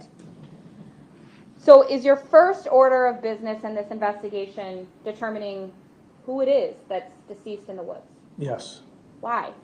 Victimology is really the most important starting point because it gives us an idea of not only who this individual is, but then we can start to look into their life to see who they are, who they're friends with, who their family is, to make notifications and attempt to determine how this victim in this case ended up where she did. Okay. So the body's found on September 9th. About 3 days later, you and Detective Seitz are working on identification of the deceased person. That's correct. And ultimately, the medical examiner was able to make a positive identification. And what did you do next? Myself and Detective Plennis went to the victim's parents' residence to notify them. What did you bring with you when you went to their residence? I had brought photographs of the victim's shoes and a costume style ring that she had. Why do you bring these photos to her parents? To see if they were able to confirm that in fact it was their daughter. If the deceased had not been in such advanced stages of decomposition, would it be ordinary for your department to bring photos of the deceased, the body that you had located to a person to make identification? Or are you always using personal objects to make those identifications? Depending on the condition of the deceased, ideally we would not want to bring the family to a scene or pictures, especially if it's a particularly gruesome crime. Okay, so pretty common that you're using these items of personal effects that might be found with the victim. That is correct. In this case, there was no identification located on the person, correct? Correct. And so you really had to use these other items in order to determine who this might be. Yes. So once you speak with her parents, those were Georgianne and Richard Pavlons, Correct. where did you speak with them? At their residence in Delafield. When you first made contact with them, do you know what type of investigation this is? No. Okay. You know it's a death investigation, right? Correct. Do you know at this point if it's a suicide? No. Do you know if it's a homicide? No. You just need to figure out what happened, right?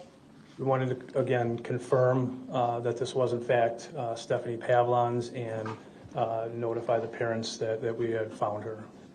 When you speak with Miss Georgianne and Mr. Richard Pavlons, were you able to obtain some information about where Stephanie may have been living? Yes.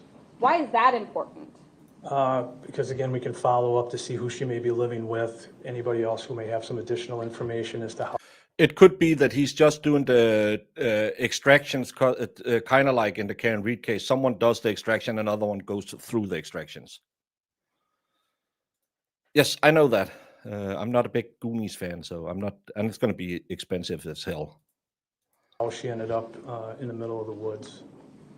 Based on that conversation, was it your understanding that Stephanie was living full-time with her parents? She was not living full-time with her parents. Who was she living with? She was living with the defendant. And who is that? Matthew Pahl. Can you please identify him by where he's seated and an item of clothing he's wearing? Sure, just stipulate ID. All right. Okay. Did you learn where Matthew Pahl was residing? Yes. Where was that? 1001 Delafield Street in the city of Waukesha. So even though Mr. Pahl lived in the city of Waukesha, that would be the city of Waukesha's jurisdiction, right? Correct. Why did this case, why was it investigated by the Waukesha County Sheriff's Department? Because the victim was recovered in the town of Delafield, which is outside of the city of Waukesha and within our jurisdiction. Okay. So you have now a possible residence for Miss Stephanie Pavlons. Were you given any information about the relationship that she had with Matt Pahl? Yes. What was that? That they had a child in common, and that she lived on again and off again, which is to say she would live with Mr. Pahl sometimes and live with her parents sometimes. And how old was Stephanie at the time of her death? I believe she was 44 years old. Did you also need to learn her phone number? Yes. Why? We obtain the phone numbers so that we can obtain phone records to see who in this case, who Stephanie was communicating with, who she had regular contact with, and we do that through phone records for the provider. So those can be a really helpful tool in your It's a investigation. good movie. I Yes, ma'am. just Who gave you Stephanie's haven't watched phone it since number? the 80s. Her mother did. And do you recall what that phone number is? If you No. don't remember it off the No, top of I your head, that's okay. You have a lot of information. So after you get her residence, her phone number, did you try and get a ballpark of when Georgianne and Richard had last seen Stephanie? We did. Why? Because again, we're trying to establish sort of a timeline of when she's last seen with people and how close we can get that to when she's ultimately discovered. Okay, so what did Georgianne and Richard tell you about the approximate date of the last time they've seen her, spoken to her, anything like that? They had indicated that it had been approximately 3 weeks since they had contact with her. And you speak to them on September 12th? Correct. So 3 weeks would take us back to about mid-August, does that sound right? Sounds correct. August 20th or 21st? Yes. Did they tell you where they thought she was going when the last time they saw her? They did. They indicated that she was planning on going with Mr. Pahl to the YMCA to go swimming. So what do you do with that information? We went then to the YMCA. Mrs. Pavlons had advised us that Stephanie Pavlons, and Matthew Pahl frequented the YMCA on Broadway Avenue in the city of Waukesha. And so we went there to check to see when the last time she had been at that location. And when was the last time that Stephanie Pavlons checked in at that location? It was on August 21st, 2022. And about what time? It was 1:30-ish in the afternoon. What do you do next in your investigation now that you have this information from the parents? Well, we started asking the parents about any relationships she was in and who she had hung out with, any kind of friendships that she had, things like that. Did she have any friends that you needed to follow up with? We were advised that she had no friends. Was she talking to any other males other than Mr. Pahl that the parents were aware of? Not that the parents were aware of, no. Okay, so the primary person that you need to follow up with now is Mr. Matt Pahl? That is correct. Once you learn that he lives at the Willow Park apartment, did your department begin gathering surveillance video from there? Yes, we did. Why? Again, we want to shore up the timeline of when she's last seen alive. And since we had information that Stephanie was residing at least on a part-time basis at that location, we want to look at surveillance video and see when we see her coming and going from that location. Okay. I'm going to show you what's previously been admitted as Exhibit 71.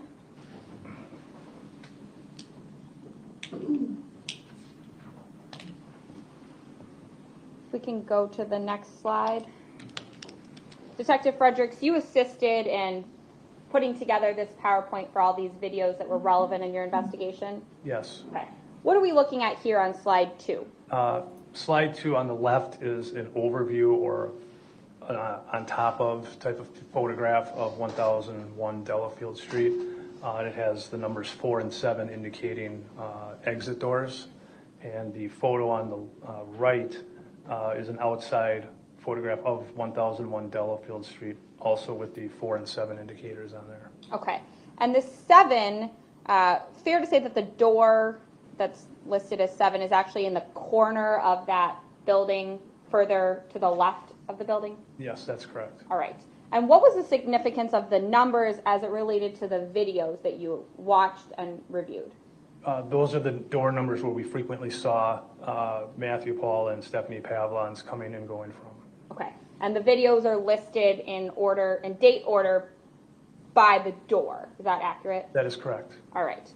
So as you start to review this video, were you aware if Stephanie Pavlons had a key or access herself to the apartment? We were not provided that information, no. Okay. So as you're reviewing the video, is that something that you're trying to determine? Yes. Okay. If we could go to slide 3, please. So this video is from, looks like door 7, is that accurate? That is correct. From August 20th of 2022 at 1:33 p.m.? Yes, ma'am. Okay, if we can play this video, please.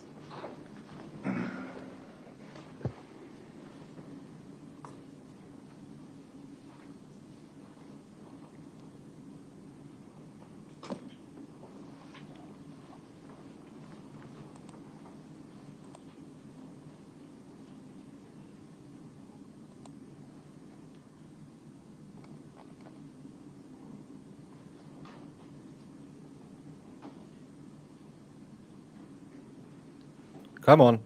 Play it. Come on. Come on now. Mush, mush, mush. All right, looks like we're having a little trouble with this. I Detective was gonna Frederick, do you say, remember don't tell reviewing me the that's video it. from August 20th? Yes.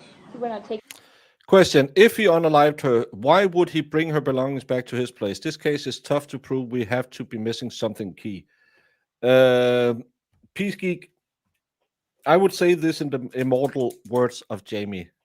We're not dealing with Einsteins in most cases. So that could be a reason why he is going back and forth with her stuff.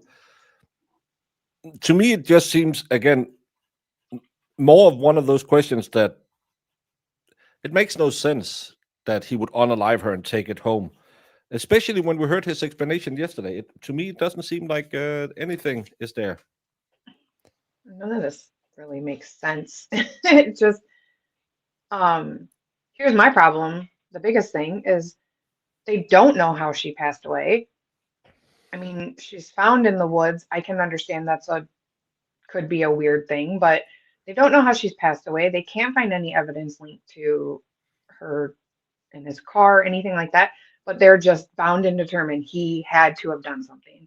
Yeah, And it that can drives only me be nuts. him. Yeah. Yeah, it can only be him. Hey, Squid Broke, whoa. Because people are stupid and or irrational, or because he didn't do it. And he just saw her water bottle and her bag was, that stupid woman, she ran off again. Could also be the explanation. It could be a lot, especially when they don't know how she passed away. Like that drives me nuts. It's like, how do you determine that somebody offed her if you don't even know how she passed away? Again, she could be hit by a golf ball. She could be ODing. She could have a seizure. Again, she was on muscle relaxers. The tongue is a muscle. If it slips backward, you'll choke. It could be a multitude of Million. things. And the fact that they can't even pinpoint one, but they are bound and determined that this guy had something to do with it. That's why I said they better have some good video evidence or phone evidence that proves all of it, or you're a piece of crap for bringing this to trial. Yeah. Get down from the stream and work on the technical difficulties. What was significant about the video that you recall from August 20th?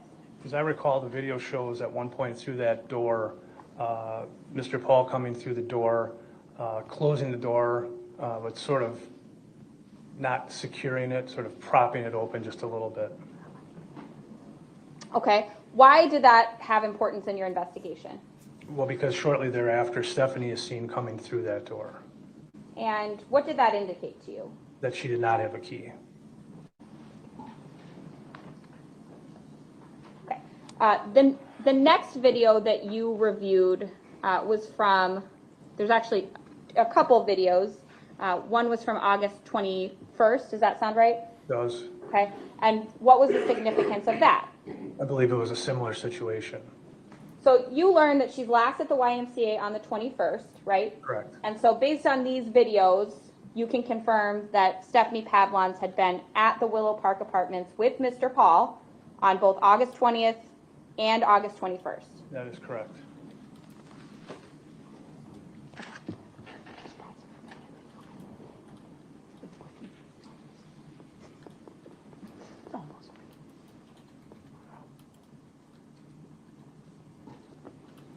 Detective Fredericks, did you review video then prior to August 20th in your investigation? Yes. Why? Again, we were looking for patterns of movement between Mr. Pahl and Ms. Pavlons. Okay. And it was clear, based on your review of the video, that Ms. Pavlons was staying at Mr. Pahl's apartment, entering and exiting possibly. A woman is found in the woods after being gone for 17 days. No one has reported her missing, but apparently she has a history of just bouncing around between her boyfriend's house and her mom's house. So none of these people find it weird that they haven't heard from her in 17 days. Her body is super decomposed. It weighs less than half of its normal weight. and they can't determine anything because of the severe decomposition of the body, and animals have been all over it. She is found with her pants half open, but her belt still on, her shirt kind of pulled up, and her brassiere pulled up. But again, they can't determine manner of death. They can't determine cause of death. And now they are pointing to her boyfriend because apparently there will at some point be some Google searches that makes him guilty. That's all we know, because we don't know anything. Through different doors? Yes.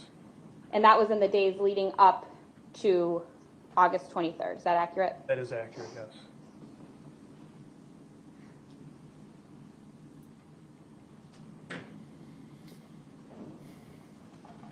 Give the court reporter a break for my fast talking.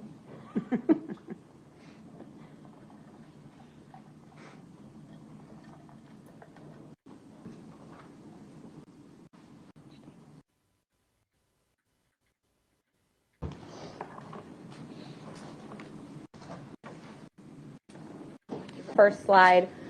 We'll go to slide 2 just to make sure this is the same thing. And here, now I think we're looking at August 20th at 1:33 p.m., right? That is correct. Okay, this is slide 3. We're going to go ahead. It's already playing.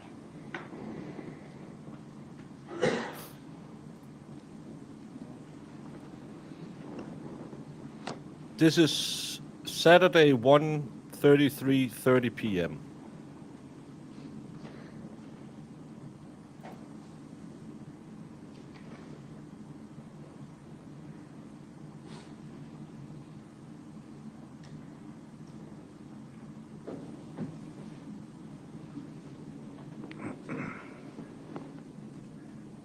Oh dear, what did I do? You I went to the next slide. I'm so sorry. I hate lawyers and This technique. is why I shouldn't be allowed to drive. All right, so we're gonna go back here because I went too far forward. I apologize. We're just gonna start. Oh, This is still the wrong exhibit. This is Sunday. You. all right, we are now on slide 2, 3.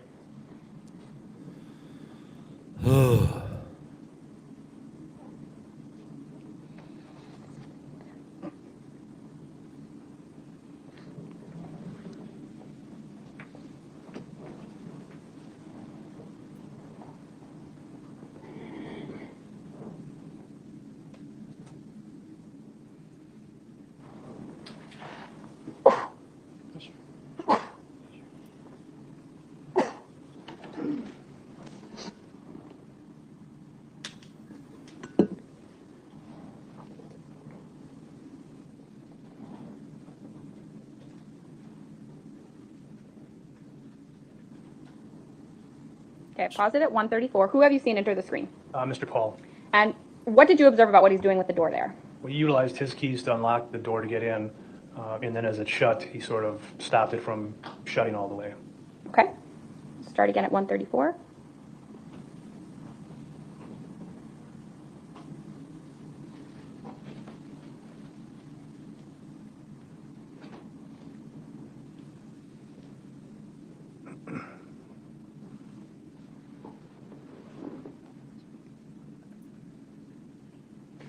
But if he had to leave it open and she didn't have a key, then wouldn't that put in your mind that she really didn't live there? Maybe she was just Pausing here at 1:34. Who do you observe entering? And that would be Stephanie Pavlon. And what do you note about the possessions that she has with her? She has a black purse with chains and a cell phone in her left hand. And what type of clothing is she wearing, if you can tell? It looks like a black short sleeve t-shirt, black vest, blue jeans, and white tennis shoes. Okay. You recognize those tennis shoes as tennis shoes that were found on the deceased? Those look to be the same, yes. Okay. Start again at 1:34.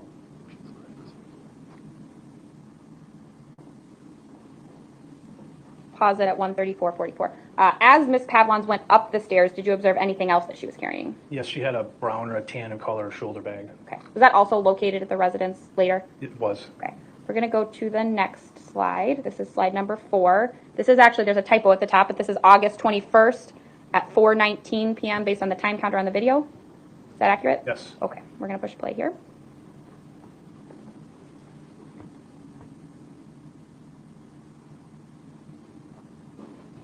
Okay. Mr. Pahl has left the screen. What do you observe about the door? I can see light in the lower right side corner of the door indicating that it's partially open. Okay. And had you reviewed the video immediately preceding this and observed Mr. Pahl using the same maneuver that he used on the 20th? That's correct. Okay.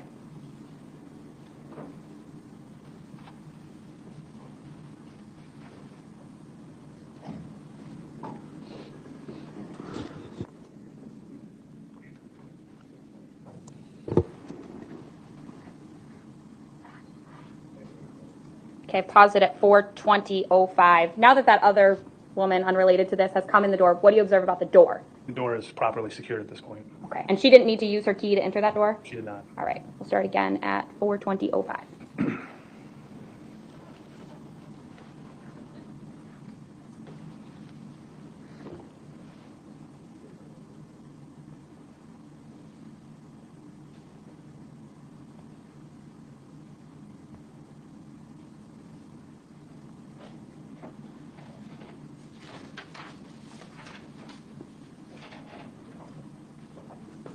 Okay, I've paused it at 4:20:32. What did you see there?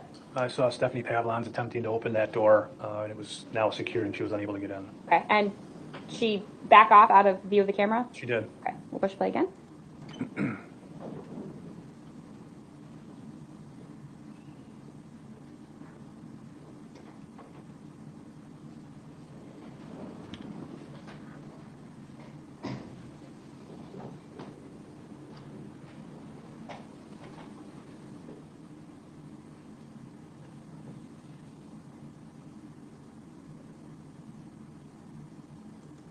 Okay, I've paused here at 4:21:10. What are we observing? Mr. Pahl exits through the same door and holds it open, allowing Stephanie access and entrance. It appears that they have no contact. Is that Correct. inaccurate? That is correct. And what is Ms. Pavlon's carrying here? She again has that black purse with the chains and the tan or brown colored shoulder bag. And why was it important to note her possessions on the 21st? Just to see what she was coming and going, what she had with her at that time. Okay. All right. We're going to go to now slide. Well, I'll play it for a little bit longer.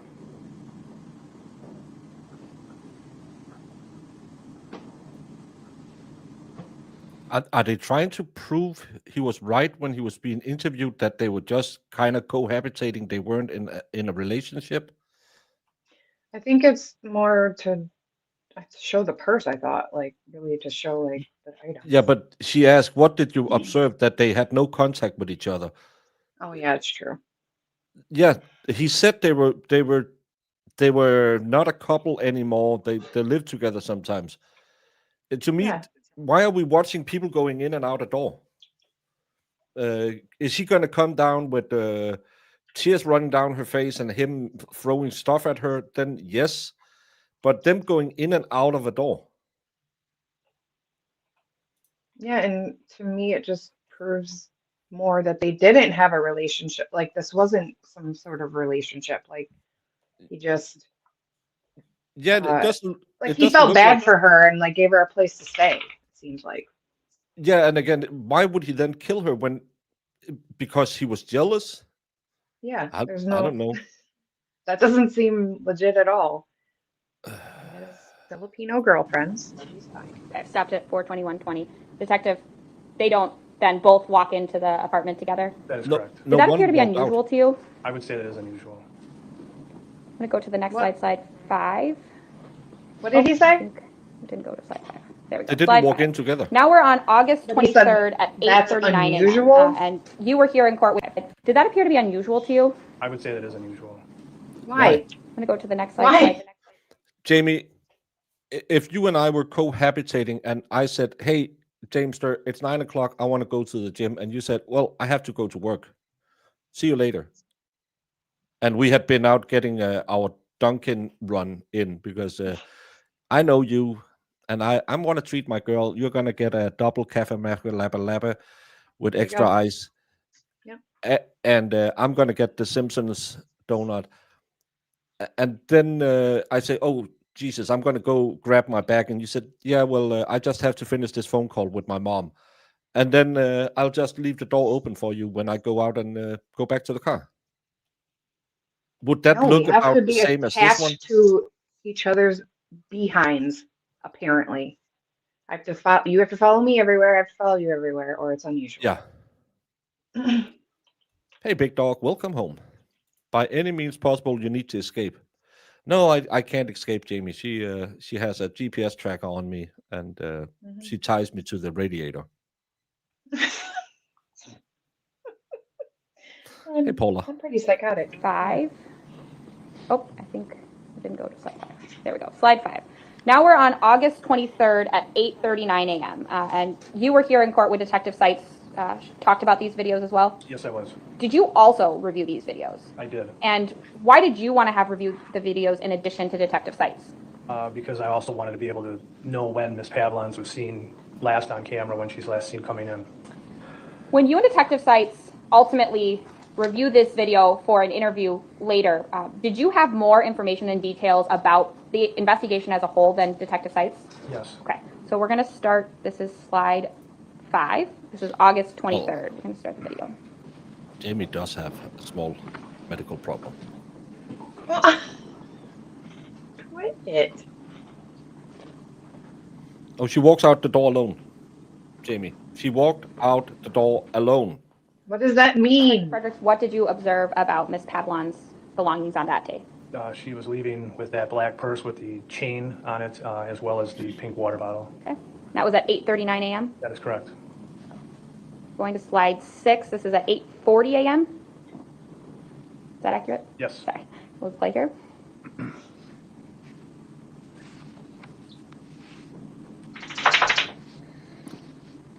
Watch this, Jamie. He leaves through another door. Oh my, diabolical. Did you know you can't do that Stopped if it you're at in a relationship? 8:40. Detective Fredericks, what did you take note of as Mr. Pahl is leaving the apartment? Well, he's leaving from a different door than Stephanie had left. Okay, and did you also take note of the possessions or belongings that he's carrying with him? Yes, he's got a bag with contents in it.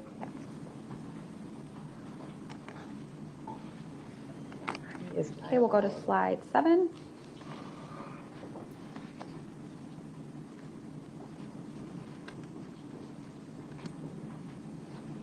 This isn't.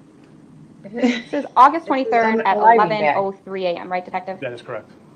Now, I don't see anything in the actual stairwell, so what's significant about this video, particularly where I've paused it?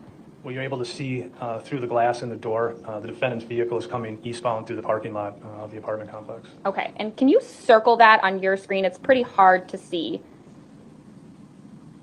Okay, how did you know, just based on this video and your knowledge of the case, that may be the defendant's vehicle? I'm glad I have We had it up so spoken with, everyone can see that. Stephanie's parents, and they advised us of her. Yeah, he could. That would have been a better answer than if you look out here with all the white cars in the sunlight where you can't see anything. There's a car.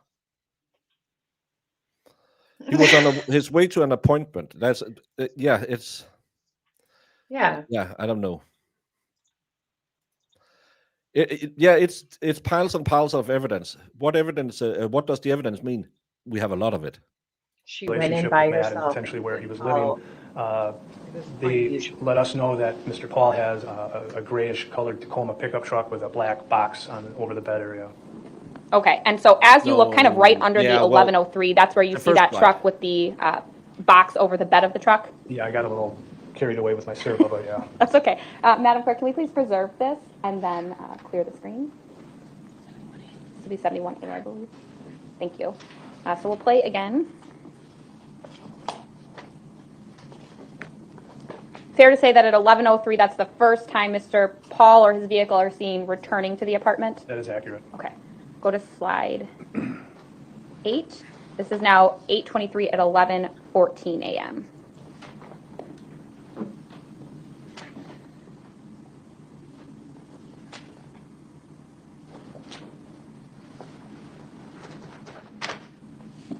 Okay, I've paused it at 11:14:41. Detective Fredericks, what did you notice about this?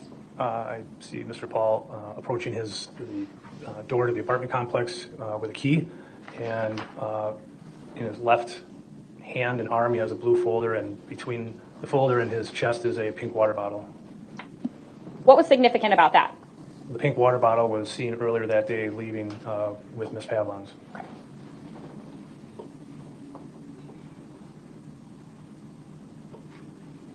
Maybe he thought she took off and he just brought her stuff back.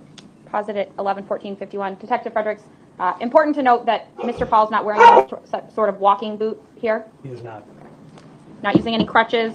Also correct. Well, he was You've on a reviewed walking boot. a lot of different videos from this apartment complex from a lot of different views, right? Yes, ma'am. Do you know if this apartment complex has an elevator? Yes, it does. And is that located near the mailboxes? It is. In your review of the video, does Mr. Paul generally use the stairs or the elevator? I would say by and large, he would use the stairs. He may occasionally take the elevator with maybe having a lot of possessions or coming with someone else, but your review is that he generally uses this particular door as well? Correct. Okay. And what floor does he live on? He lives on the 3rd floor, And what apartment number? 317. Okay, so he would have to go up 3 flights of stairs to get to his apartment? That is correct. And we saw him using these stairs on August 20th and August 21st? Yes. Okay. He wants to get his steps So he'd in. go enter at the ground floor and go up to the Big 3rd deal. floor. Yes. All right, we'll play the next slide, which is Gabriella, this is one of the things. Oh, it looks maybe Gabriella Simon DK means she's from Denmark as well. This is one of the things where, again, he just unalived his wife, completely banged her over the head with a rock, tossed her out of an airplane. I don't know, because no one knows. And he comes home and he looks absolutely calm, collected. His clothes is in perfect order. And he had to drag her into that spot too, by the way. Probably. Well, he could have walked her Maybe. into the spot and Maybe. unalived her, but still, That's true. he unalives his wife and just writes home. Oh, Brandon is here, by the way, Jamie. He was in Elsie's chat this morning.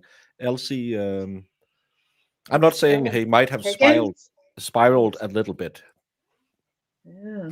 Well, I came home from the gym and every other word was an N word. oh wow. Back at it. Good for him. Yeah, good for him. slide number 9. This is at 12:19 p.m.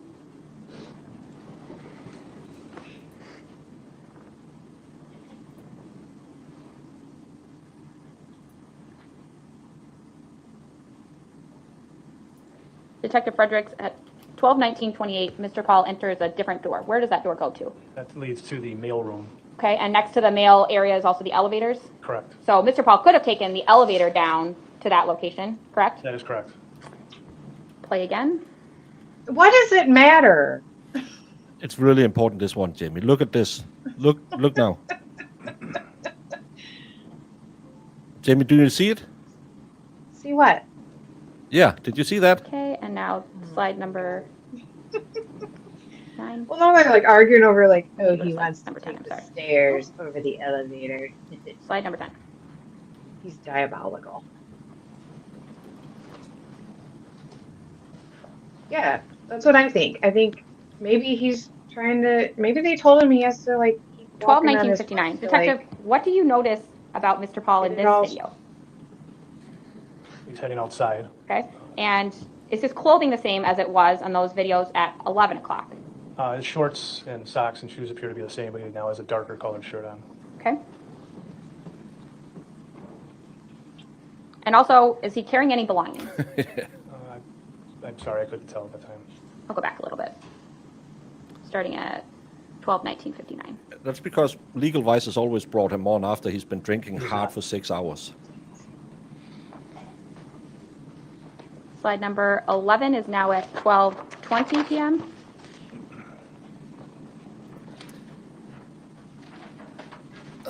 I don't know. What are we looking at here? This would be door number 7 again, and this is showing Mr. Paul on the sidewalk outside of that door.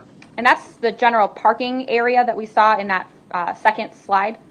I actually think it's commendable that he takes the stairs everywhere, because that's good for you. Well, yeah, like I know people who've had foot surgery and like they don't recommend that they just stay off of it completely, especially when it's getting close to being healed. But I don't know. Yeah. And it looks like he has a booty on. Yeah, and a walking boot is meant for that, like to Yeah. walk on. So I don't really understand. Yeah, and if the at my gym, the stairs are do you know when stairs are a little more steep than they normally are? It's you can when you walk on it, you could feel that it's just not the normal step height, and that's a killer to crawl because it's up high up. You have to go up quite some stairs to get to the gym, and some days when my back is killing me, yeah, I'll take the elevator. But other than that, yeah, walking up there, you get a little you'll get a little heat in your muscles. Yeah, just getting your steps in, man. Well, Brandon, I beg to differ. That's correct. See you, Squid. I mean, I number kind 12. of This is side at with Jess too. Maybe it's 12:29. they want to show like, look how mobile he is. You know? Yeah. So about 9 minutes have passed from when Mr. Pahl passes the camera to now when we're starting the video. Is that correct? That is correct.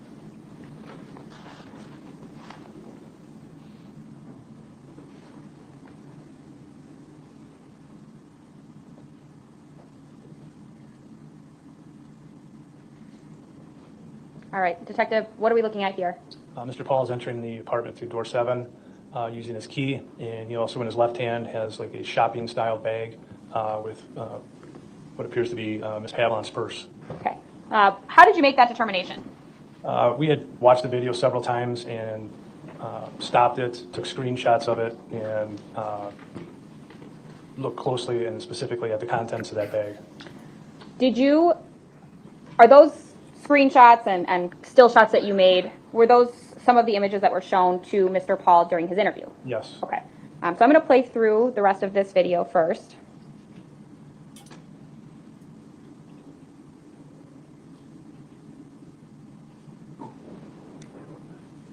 Okay. Stopped at 12:30:17. Detective Fredericks, when Miss Pavlons leaves the apartment on August 23rd at approximately 8:39 in the morning, was she ever seen returning to this apartment again? She was not. Okay. And you and other members of your department reviewed all of the available surveillance video as Detective Seitz testified to? We did. Why did you want to make sure that she wasn't seen on any other date?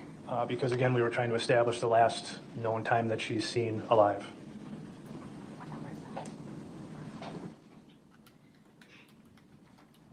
Okay. I'm going to show first for the witness, please, exhibit number 72.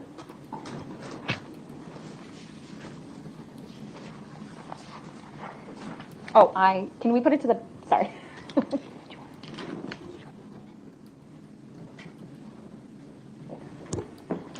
So, Detective, this is a 3-page document. Let me know when you can see it on your screen. I can see it. You recognize this 3-page document? Yes. And what does this consist of? Consists of Stephanie Pavlon's leaving the apartment complex at 8:39, dressed in the clothing that she was found in on September 9th, with that to include the black purse with the chains.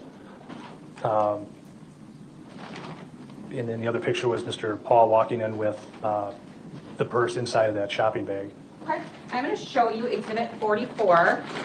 This is the purse that was ultimately recovered from Mr. Pahl's apartment. Is that accurate? It is. Okay. And there's also, I guess we haven't really talked much about a vape that's sealed separately. Is that accurate? That is accurate. Okay. I'm going to ask you to open exhibit 44, just the purse compartment area, please.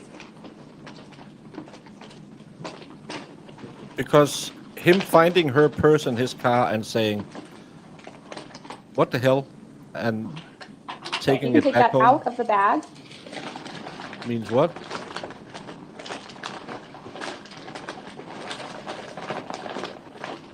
I know. You can I hold it get up why by they the- might find it The weird. long strap, please. Doesn't mean anything. Because it's like if she like decided to be like, I'm out of here, I'm gonna go do something else. Like, yeah, why didn't she take her stuff with her? But it still doesn't mean anything, in my opinion. But No, and if she was a little bit wacko and she just went again, she goes to take a vape. yeah, Let's try and draw a picture here. Here's the doctor's office and the car. And then over here you have the wooded area. And while he's in there getting done, having done what she's done, she goes from the car and over here. And she goes in here and she has an accident. He comes out again, sees the car.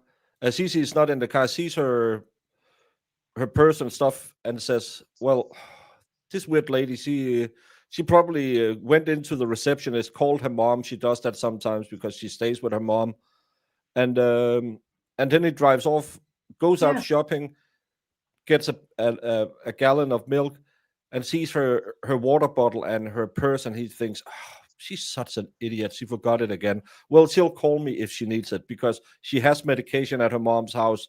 She has money, maybe. Is it totally unrealistic that he could have thought that and think, I'm just going to bring her purse in because she's going to call me later? She doesn't call him, and he thinks, well, she bummed some cigarettes or some money off her mom, and she'll be back next week. I'm No, just... it's not. Even sane people do it. My sister leaves her purse in my car all the time when she rides with me, and she's the most sane person I know. Yeah, They'll be I like, hey, I just realized I was trying to go to the store and I don't have my wallet. Did I by chance leave it in your car? Like, yeah, like a week ago, and I let you know, and you didn't come over and get it. But yeah, I get it. But it's just like they make it seem so like yeah. nefarious. So. Or as Vanessa says, someone grabbed her while she was at the doctor's, and that's why she didn't have her purse. Again, is it totally unbelievable that while she's outside sitting in the car, she thinks, I'll go have a vape. He's going to be in there for an hour. It's a physio, and then we're going out shopping later. I'll grab my vape. I'll go over in the woods because it's shaded. It's in August. It's in Wisconsin. I don't know how hot it gets in Wisconsin. Probably 5 degrees, maybe 6. August, September, it can get pretty hot, but yeah. And she stands over there having a sick. We know that there was some unlicensed farming going on in that weird little area. Could it be that maybe some shady farming was going on? Maybe some recreational hemp production was going on. And she's standing there and someone walks over and say, hey, lady, I'd like to rattle your tuna can. And she says, no, please. and they get into a struggle. Or could it be that she goes over there and she's vaping and she just had a new fill up on her prescription of oxy, and she just takes a few too many while she's having a stroke? Could that have happened? It's reasonable to believe that. This woman didn't want to use her the cards in her purse 100%. I don't think she really had, because the mom said she was paid in cash by him. And she was on STI, is that what it's called? STS something? Like SSI? SSI, yeah, she's been on SSI for a long time, and then she got cash from this guy. Again, I'm not beyond a reasonable doubt. No. Yes, Vanessa, I'm with you. You have to get beyond a reasonable doubt. And so far, as long as I can make up believable other scenarios in my head, because I don't see them angry. I don't see him slamming the door when they walk out. I don't see her in fear running down the door. I see two people leaving an apartment out of two different doors. Well, maybe one of them had to throw something in the trash. Did anyone consider that? Maybe the trash is at a different door. Maybe he parked another place and she says, well, drive around and pick me up the normal spot. All of this could be explanations that you could use. But you have to believe that he went out and just unalived her, didn't mess up a drop of blood on his clothes, didn't do anything, didn't really have a reason to do it. But hey, have you met women? Some of them can't be Jackie. Well, and not to find any, like, I mean, if he did too, like, you would think she'd fight back at some point, so he'd have some kind of injuries. But who knows? She drove. He couldn't. No, he was back to driving. He said he wasn't allowed to do it, but he was driving again. Yeah, a lot of people don't listen when they say don't drive. Yeah, and you can see him walk, so he's probably driving. I broke my finger once in a football match, and I wasn't allowed to drive.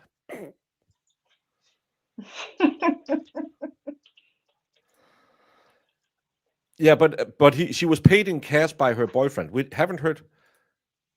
Oh, Boost. That's because Jamie doesn't like you saying hello to her, because that way you say it, hello.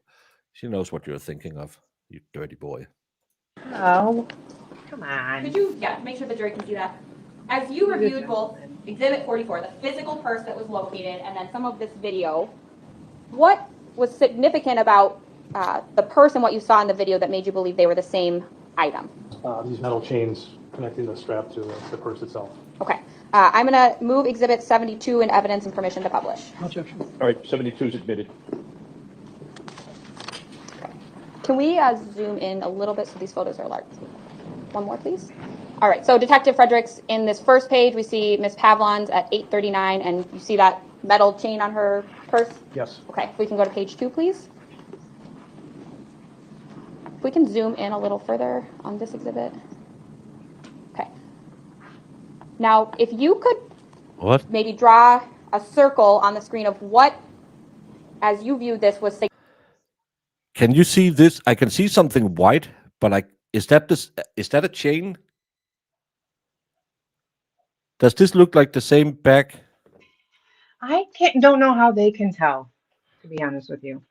This is how the bag looks here.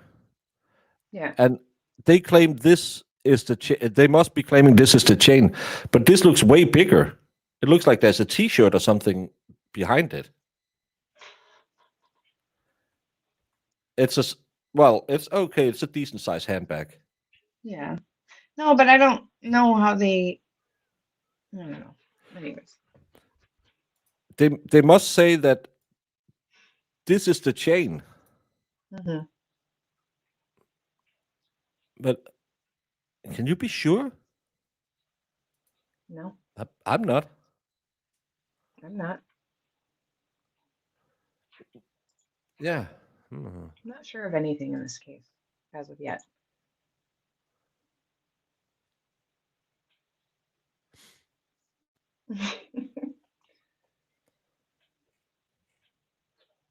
significant to make you believe that was the purse inside of the shopping bag?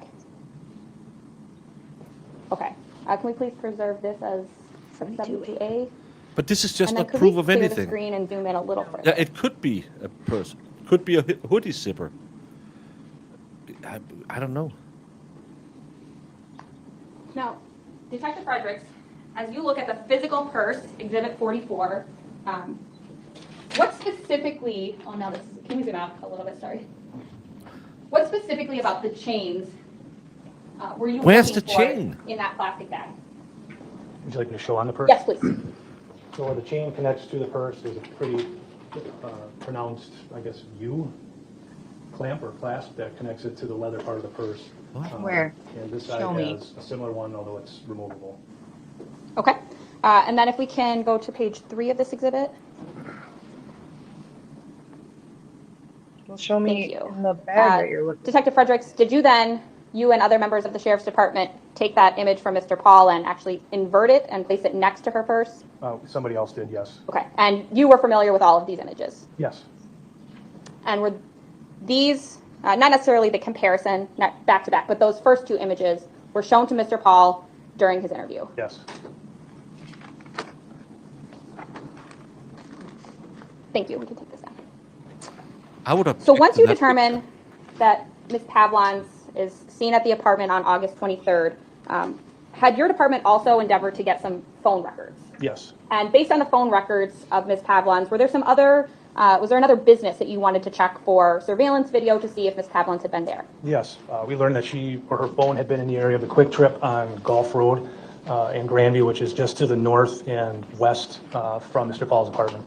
And would that be a logical route to take from Mr. Paul's apartment to the OAW? Yes. So did other members of your department ultimately obtain that video so that you could review it as part of your investigation? Yes, they did. I'm going to show you what's been marked as Exhibit 95. When you reviewed video from Quick Trip, were you able to determine if Stephanie Pavlons had been present at this store? Yes. Okay. Can we go to the next slide, please? Detective Fredericks, do you recognize this? Yes, this is an outside camera at the Quick Trip on Gulf Road. Okay, and is this PowerPoint a compilation of the number of videos that you located significant to this investigation? That is correct. Okay, I would move Exhibit 95 into evidence and permission to publish. Any objection? All right, it's admitted. So we'll start with slide 2, please. Oh. And what time is this, Detective Fredericks? 8:50 a.m. Thank you.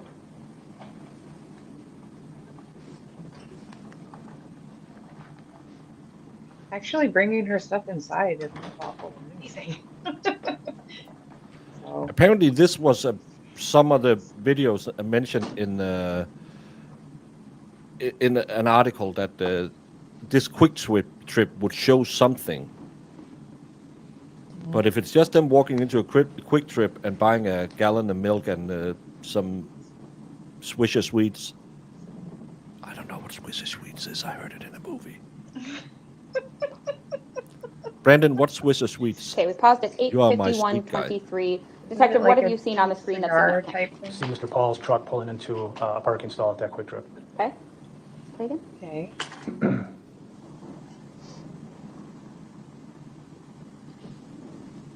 And this is this after, or no, this is before they go to the doctor's office? She's sitting in the passenger seat before the doctor's appointment. Okay.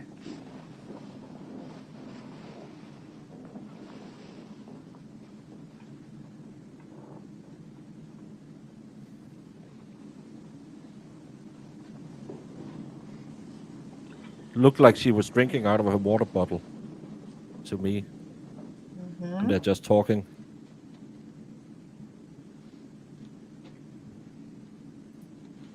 Of course, Danny knows what you do with Swisher Sweets.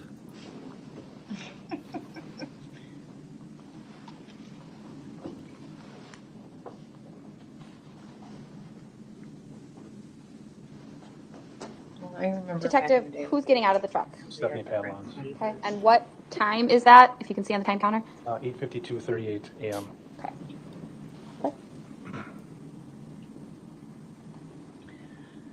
She appears No, to be wearing she the used same to clothing drive. that she was in when she left the apartment less than 20 minutes before that? She is. Okay, we can go to the next slide, please. What are we looking at here, Detective? This is inside of the Quick Trip on Gulf Road, the inside of the same facility that we were just looking at the parking lot video for. Okay, and there's actually 2 different cameras from that Quick Trip that we're looking at simultaneously. That is correct. Kind of give us a frame of reference of what we're going to be looking for What? here. I'll be looking for Stephanie Pavlons to come in through the doors, which are on the right screen, or the right video frame. So we won't- Unless he comes in, slaps her across the face, and says, "Do you want one more? I'm gonna Brandon you." I can't see. She goes to the quick trip. Yes. I don't know. I mean, unless they're trying to show us again, like, hey, look, this is what Yeah, she's she was wearing. walking This is what around she's with this doing. bag all the time. Why wouldn't she bring it anywhere else? Yeah. Looking for her to come into those doors. Okay, and then ultimately she'll make a payment on the left screen. That is correct. All right, so we'll go ahead and play, please.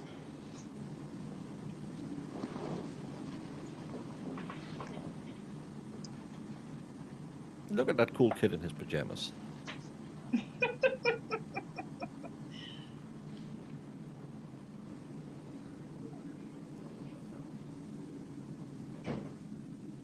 Pause it.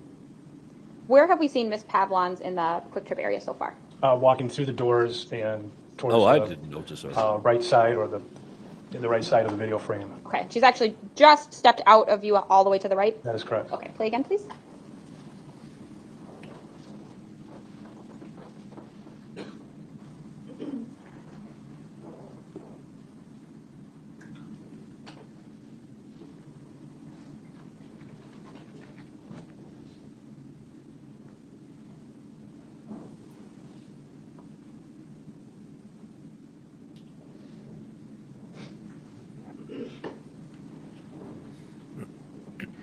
I don't know what half these things are for.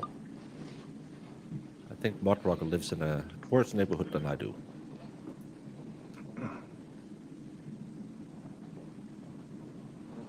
I like a good gas station that has like a big, like fresh thing, so you can like they have like little fresh sandwiches and stuff. You should go to Bucky's. They have a lot of good stuff. There's not one near me. If they ever put one up here. You should go to Wawa. They have good chocolate milk. No, it's not. We don't have those near us either. QT. Pause, please. Detective Fredericks, do you see Ms. Pavlins in this video now? I do. Okay, where is she? She's to the right, again, on the right frame by that. Jimmy, I think we need an intervention with Danny. Why? She has a lot Oh. of knowledge that I only thought Sue would possess, and maybe Brandon. Oh, Danny. Okay, thank you. Play again, please. No, the child is not with her. I don't know where she is. I think she might be over here. No, that's not her, is it? She's wearing a black shirt. That's all I know. Yeah. But Oh, I think that it's up her. She's really small. So she's going to come into focus over here now.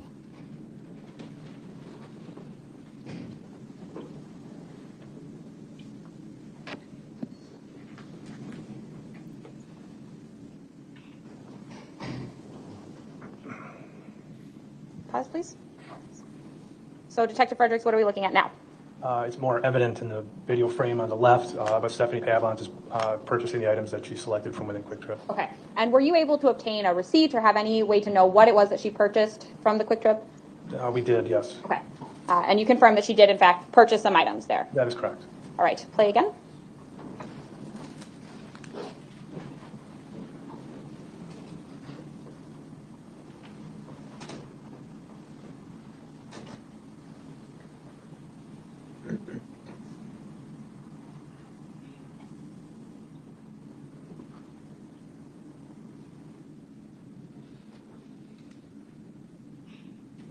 I need to know what she's buying. I know. And she's paying in Detective cash. Fredericks, did it appear that she paid cash for those items? She did pay cash. So she could have had money in her pocket. Got a little bit in my pocket.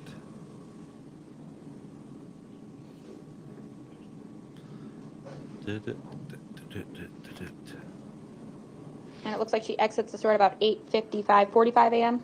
Yes. Next slide, please. Why does Marissa know what she's buying? Marissa is... did she do it?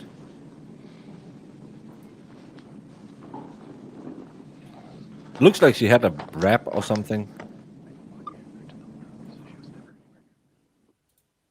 Or some big condoms if that was what she had in her hand. Okay, so by 8:56 a.m., Ms. Pavlins is back inside the vehicle. That is correct. Next slide, please. Okay, so you actually reviewed all the video, but this is We just don't some know. important clips of the video, right? That is correct. Because this actually skips now to 9:08:38. Yes. And during that time, from 8:56 to 9:08, Go with my Ms. phone. Pavlins and Mr. Pahl both remain within the vehicle. That is true. Right. Play here, please.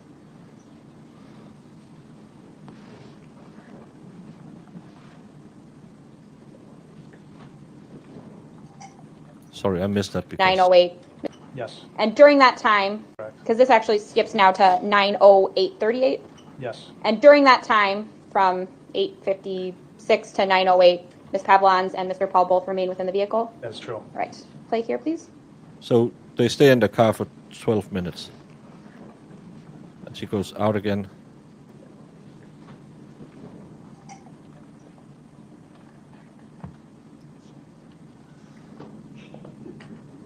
I'm thinking she was nagging for 12 minutes, so he just wanted to unalive her. Oh, she threw out Yes. some trash and got back in the car, so they ate breakfast in the car. Is that what happened?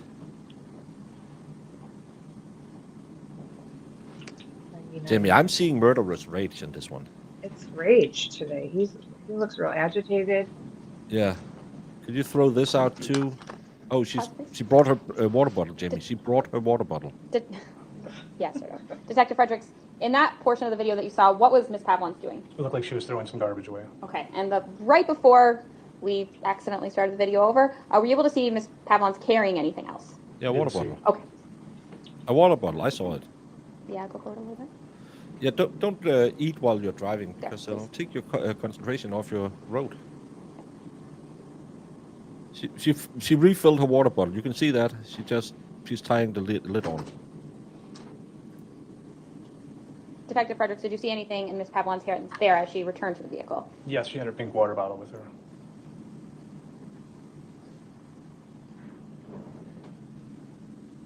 There's no such thing as a hobby. A hobby, that's like knitting or yelling at content creators. That's a hobby some people have. Spelled differently, Joe. Sue has that hobby. Here. So Detective Fredericks, the vehicle is leaving the parking stall at 9:10 a.m. Can you give us a frame of reference of what we're going to see next so we know what to look for? The vehicle exits, drives off to the west in this parking lot, and the exit is pretty much just past where you see the end of the back end of the truck. So the vehicle exits there and then heads north on that service road towards Gulf Road. Okay, so we'll play again.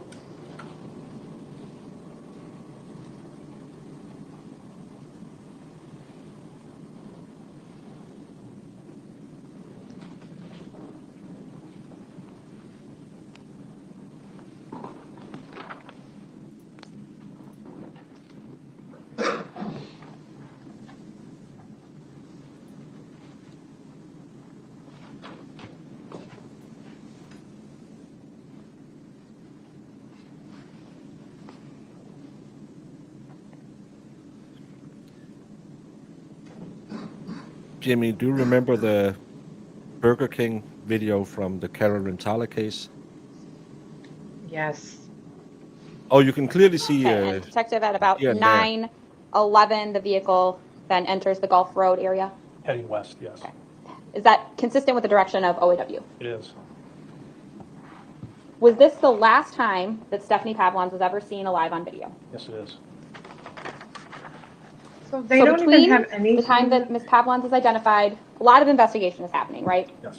And ultimately on September 17th, your department, along with the assistance of the City of Waukesha Police Department, executed a search warrant at Mr. Pahl's residence at 1001 Delafield. That's correct. I think Brandon has found the motive. She got him a tuna melt, and he was going for a Philly cheesesteak. She was doing I think you need to eat healthier. I got you a vegan, a BLT with no B. I'm just saying, there are limits.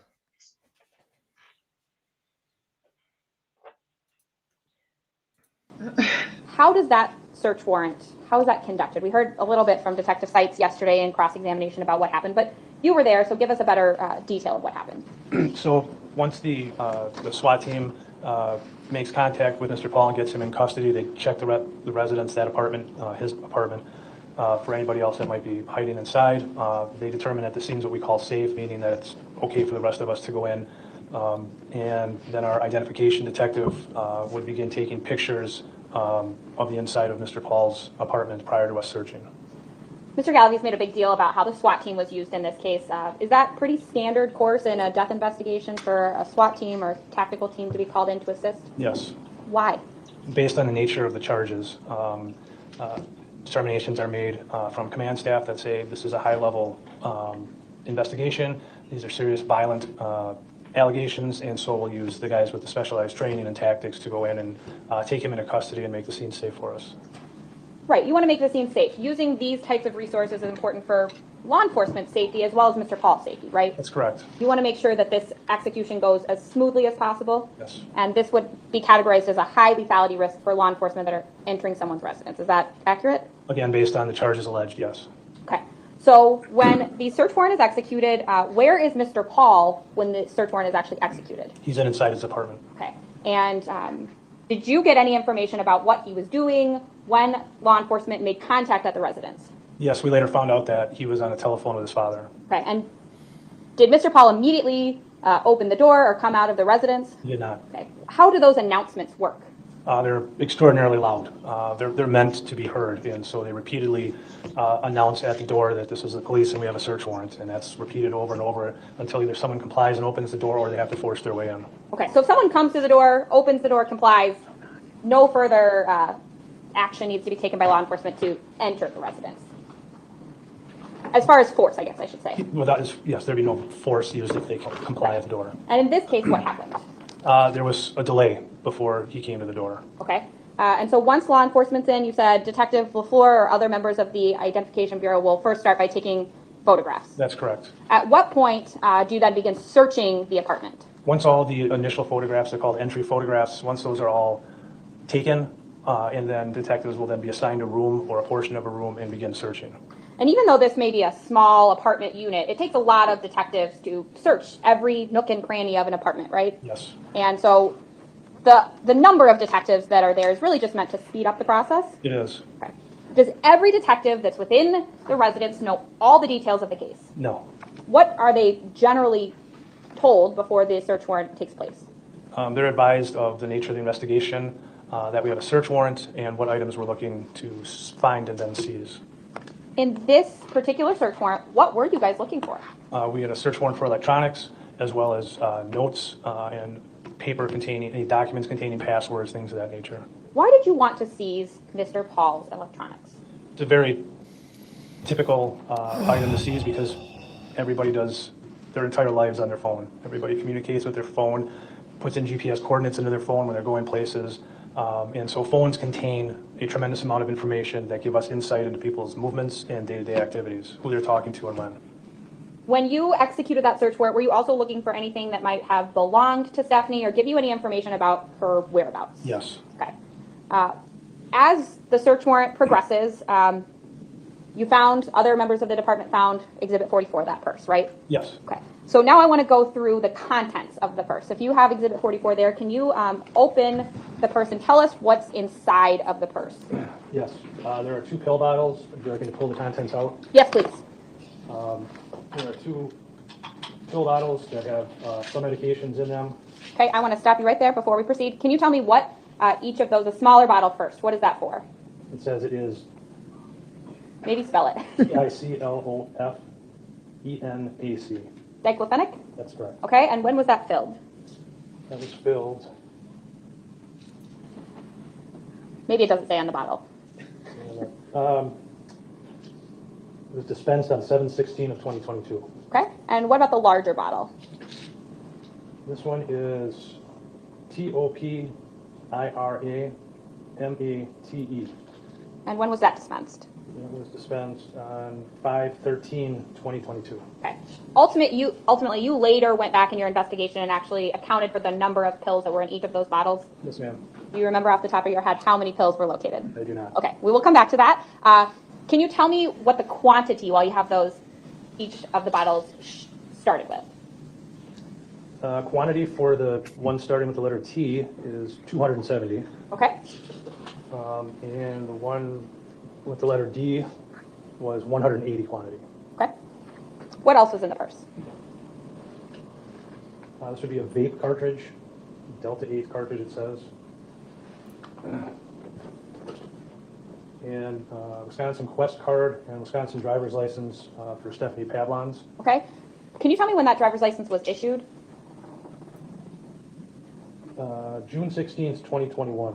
And what is Ms. Pavlon's height and weight listed on her driver's license? 5'5", 118 pounds. Okay. There's a Office Depot Rewards card. This is another driver's license for Stephanie Pavlon's. Okay. What date was that one issued? 3/18/2019. Okay. A small pair of scissors. So these pills were issued 5 years ago? 5 years before she passed away? This was 2024. She went missing, right? So what?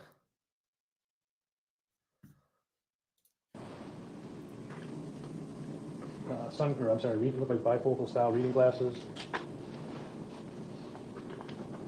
A pen, the ring, the cross, a Band-Aid, hair tie, Shopco optical from the case with those glasses probably, blue pen, another vape cartridge, another vape itself, another hair tie, hand sanitizer, and wallets.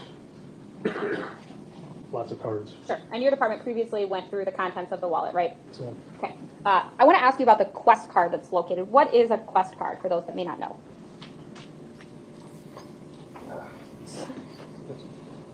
so I think this is for obtaining food. It's like a credit card for food. Okay, like a food benefits card? Food benefits card would be more accurate. Okay. Now, I'm sorry, I asked you to take all those things out. We don't need to look at any of those other things now. I just wanted to know the contents. There was also a vape that was packaged together with the purse there in the plastic still, right? Yes. Okay. Tell me about that vape. That's a blue. I'm going to hold this up. Yes, please. So this is a blue vape. I don't know if it says in it. Posh. Yeah, Posh vape.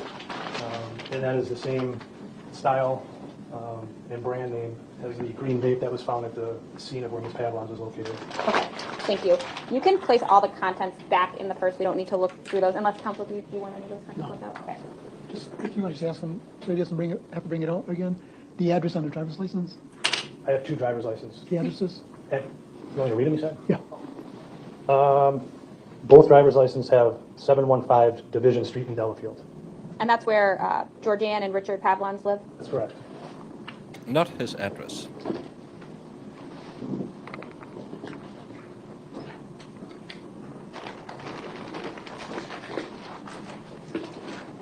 Detective, also at the residence of significance to your investigation was Exhibit 43, the pink water bottle, right? That is correct.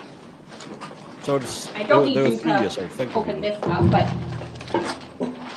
it was your belief, based on review of the surveillance video, both Amy at has Strip the exact same and water Little Park bottle. Apartments, that this was the same water bottle that Ms. Pavlons was carrying on August 23rd, Yes, ma'am. and then seen by Mr. Pahl carrying in. That is correct. All right. I'm also going to show you.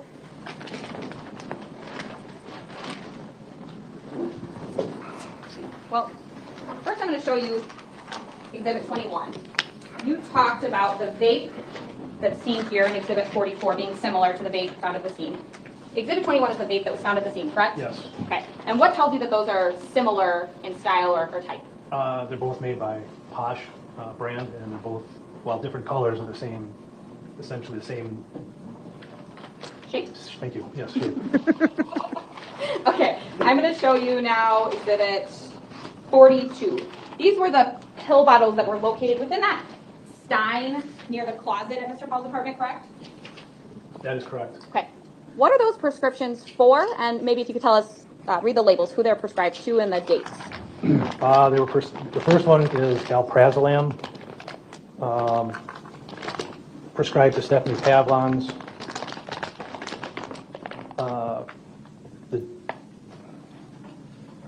It was written on 8/23/22 and dispensed on 8/24/22. Okay. What about the other bottle? This one is also for Stephanie Pavlons. It's oxycodone. Quantity is 45. 40. And this shows that it was dispensed on 8/17/2022. And what was the quantity you said? 45. And each of those bottles, did they have any remaining pills in them? They were empty. They were empty when they were located within the stein. Correct. And the alprazolam, you said it was dispensed on 8/24? No, it said, yes, I'm sorry, 8/23 is when it was written, dispensed on 8/20. Okay, and that would have been after Stephanie Pavlons was last seen alive? Correct. Did you say the quantity on the alprazolam? If you did, I didn't catch it. 120. So based on what you found in the apartment, it was clear that some additional investigation was going to need to be followed up on regarding prescription medications, right? Yes. Okay. Now, also within the apartment, you located the victim, Stephanie Pavlon's cell phone, right? Yes. showing you Exhibit 46. What is this? This is the phone that's been identified as Stephanie Pavlon's inside of a case and like a belt clip. And ultimately, that was later forensically examined? Yes. Okay, so you collected that to do some later investigation? Yes. Did you also collect an iPad from the apartment that belonged to Ms. Pavlon's? Yes. Why do you want to collect an iPad? I know it's a little different than a cell phone, but tell us what you might be looking for on an iPad. We'd really be looking for the same type of applications on an iPad and a cell phone are substantially the same, if not the exact same ones. And so maybe there's things deleted from the cell phone that now reside on the iPad or vice versa. Okay, and this is Exhibit 45. This is the item that belonged to Ms. Pavlon's? Correct. Okay.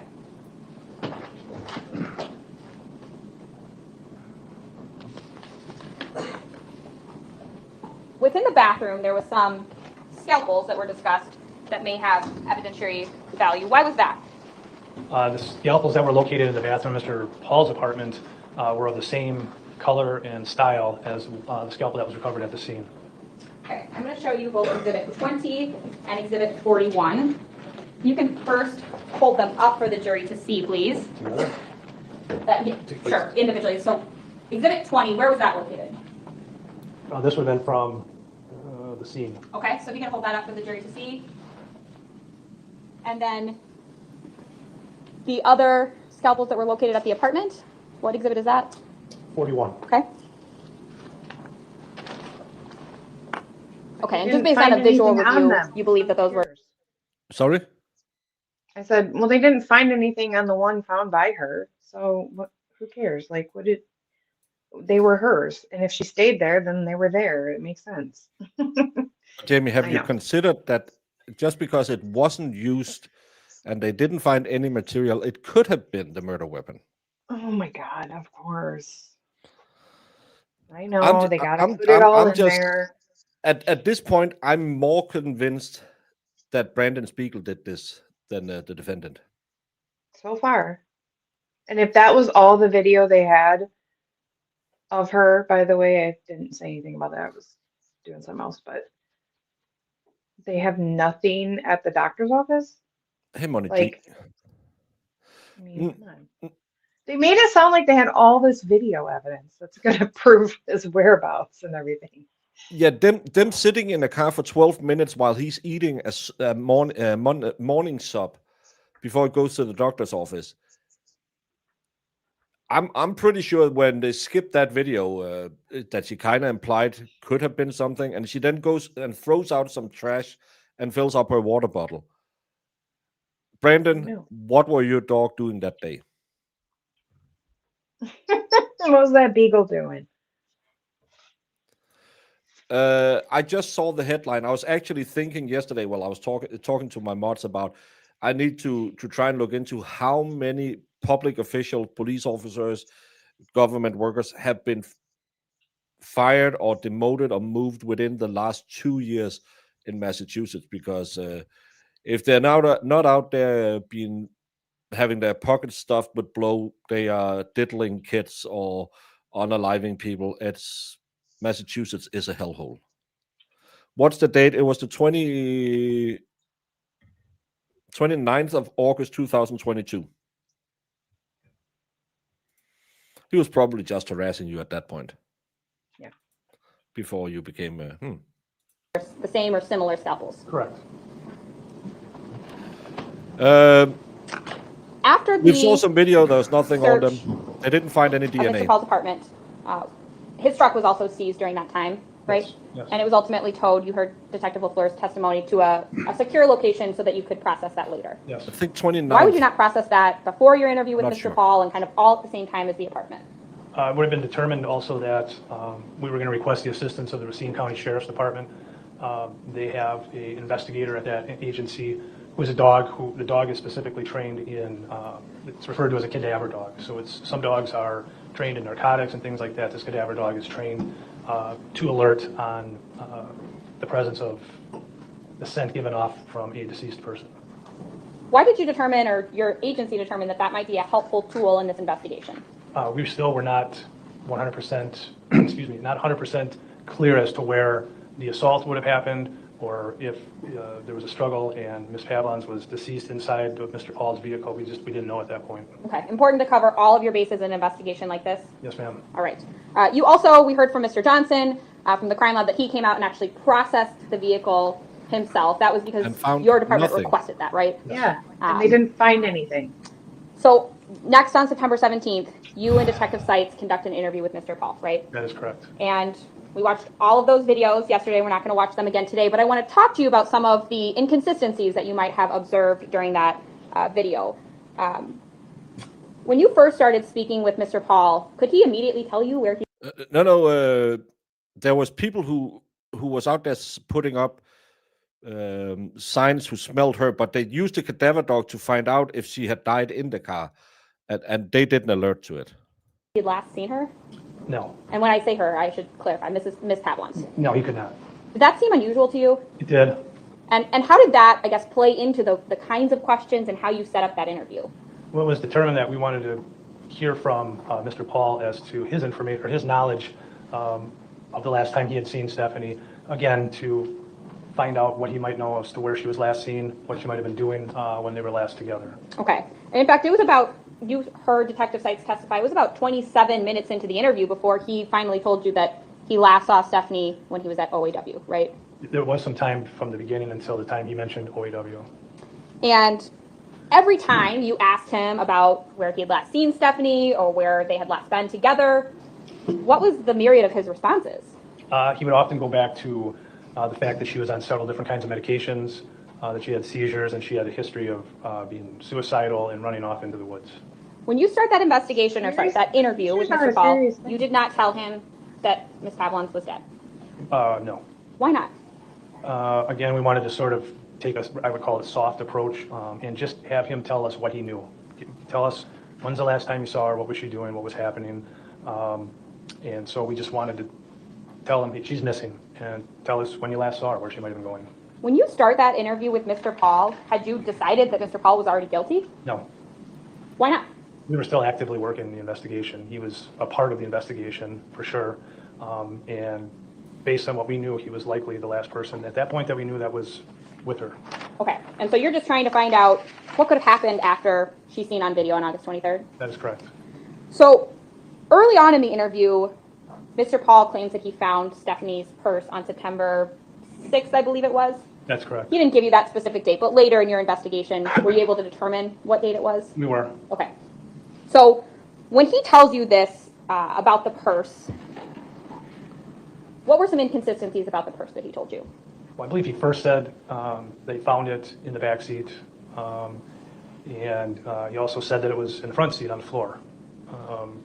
And I think he kind of went back and forth a couple of times as to where that purse was. Okay. He also admitted to you that it was the black purse earlier on in the interview, right? When asked, he did say that it was a black purse. Very difficult to get Mr. Pahl to actually answer the questions that you asked, right? It was. Long, winding road to get to just whatever. Yes, ma'am. Yeah. What about his phone, or Stephanie's phone? What did Mr. Pahl say about Stephanie's phone that appeared to be inconsistent with your investigation? Well, he started off by telling us that Stephanie had, prior to going into his appointment at OAW, he said, "I'll text you when I get in there, or I'll text you." And she responded to him and said, "I left my phone at home." He then said that when he came out, she was gone, and he thought maybe she had called her mom to give her a ride. And we knew through the investigation at that point that Stephanie's phone had traveled with Matt and Matt's phone to OAW, and that Stephanie's phone and Matt's phone traveled back to Mr. Pahl's apartment. And that ultimately Stephanie Pavlons did not, again, enter the apartment. Correct. Okay. He actually said even earlier in the investigation, well, she's got her phone, so she's fine, right? Yes. And then later changed the story to she doesn't have her phone. Correct. He said he found it at the apartment later. And he admits to actually using her phone while the phone is at his apartment with him, right? Yes. Okay, and? It was quite a while into the interview before he says, I think the day that she took off was that day I had my appointment, right? Yes. And what was his version of what happens on August 23rd? He said that he went in for his appointment at OAW. When he came out, she was gone. And again, he stated that he figured that her mom or parents had picked her up, and he stated that he drove up and down the road looking for her. Okay. You said that at this point you've already reviewed some of her phone records. Was the defendant seen on the phone records driving up and down looking for her? The phone records did not indicate that. Okay. Now, had you had an opportunity to previously talk to Georgianne and Richard Pavlons about Stephanie's habits, carrying her phone, carrying her purse? Yes, And you've heard Georgianne testify that Stephanie would always have her phone, right? that is true. So based on Mr. Pahl's statements to you, you were finding some inconsistencies in his statements. We did.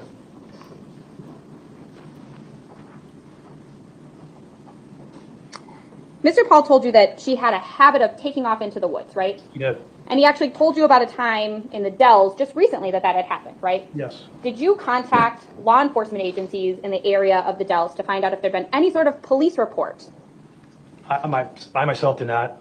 Detective Plennis had contacted all of the sheriff's departments and local police departments in the area of the Dells to see if they had any information on a Stephanie Pavlons in recent history, and all responded negatively. Okay, and ultimately that also didn't match up with the testimony of Georgianne, right? Correct.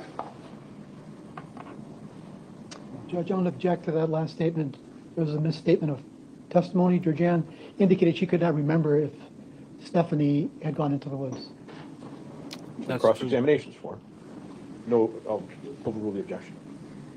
At some point, I think it's about an hour into the interview, Mr. Pahl first mentions finding a note in the car. He does. What was that about? He tells us that he had found something at the car wash and that he figured we already had it since we had his truck. And he also tells us that he read the note that he found, shared the note with his father. That's a weird one, yeah. His interpretation to his being Mr. Pahl's interpretation to us of that note was that it was not a life-threatening letter. And at this point, the car hasn't been searched, right? Correct. So you really don't know what he's talking about when he keeps saying, well, you found the note, you know what I'm talking about, right? We told him many times that we had not been a part of any search of his vehicle. So at the time that you're doing the interview, all you know is what Mr. Pahl tells you. Yes.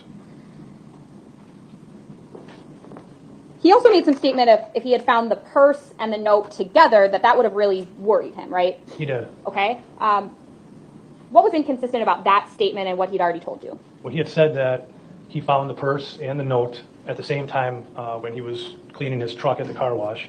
And then he later told us that had he seen the note and the purse together, that would have triggered him to call the police. And Mr. Pahl never called the police, right? We have no indication that he did. The first contact that Mr. Pahl has with law enforcement is on the day that you execute the search warrant at his house and ultimately interview him, right? Yes. But did he have a history of calling the Mr. police Pahl on admitted her in the interview that about he actually... everything? Yeah, Throughout the let's get 20 the years? phone records. Let's get the phone records establishing a timeline and a habit of calling. Because all of this, I'm getting annoyed. I am too, because they're... Sorry, go ahead. Go.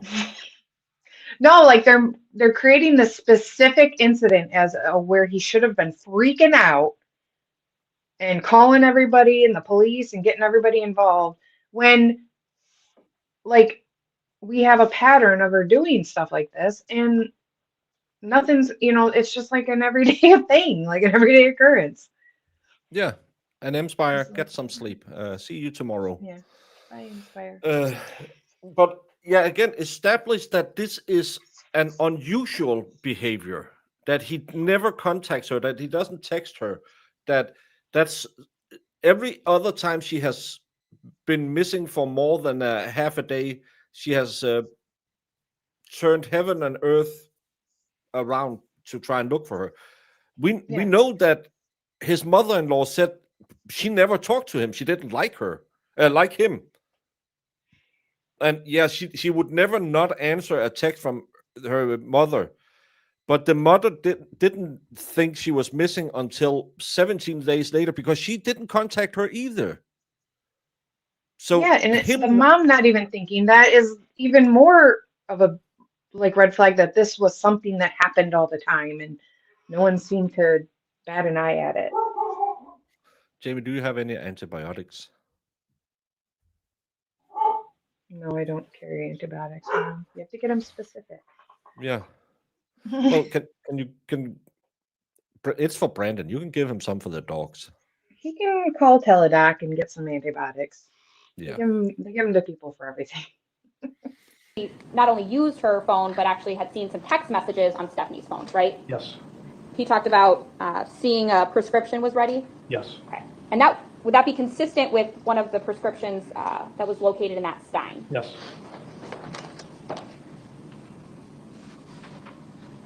Repeatedly throughout the interview, Mr. Pahl says he has a really bad feeling, right? Words to that effect, yes. Does he ever clarify with you what he has a bad feeling about? No. Tell me about when you and Detective Seitz show Mr. Pahl those screenshots of the video, his demeanor, and what his reaction was. Well, initially he told us that it was not a purse. He indicated that it was clothing in there. Detective Seitz showed him, I think maybe a more zoomed in photo from his phone. And then Mr. Pahl became irritated, for sure, and maintained that it was No, not. he didn't become irritated. He said, "You're trying to set me up. Yeah. What's going on here? You're trying to set me up."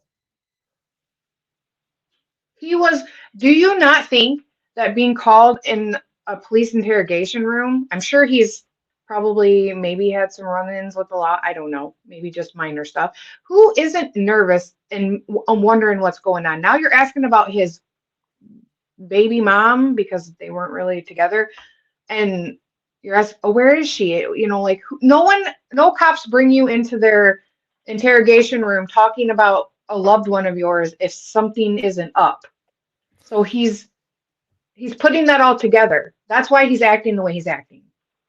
Yeah, and why all the lies? Well, could it be he misremembered that he thought that he found the purse later?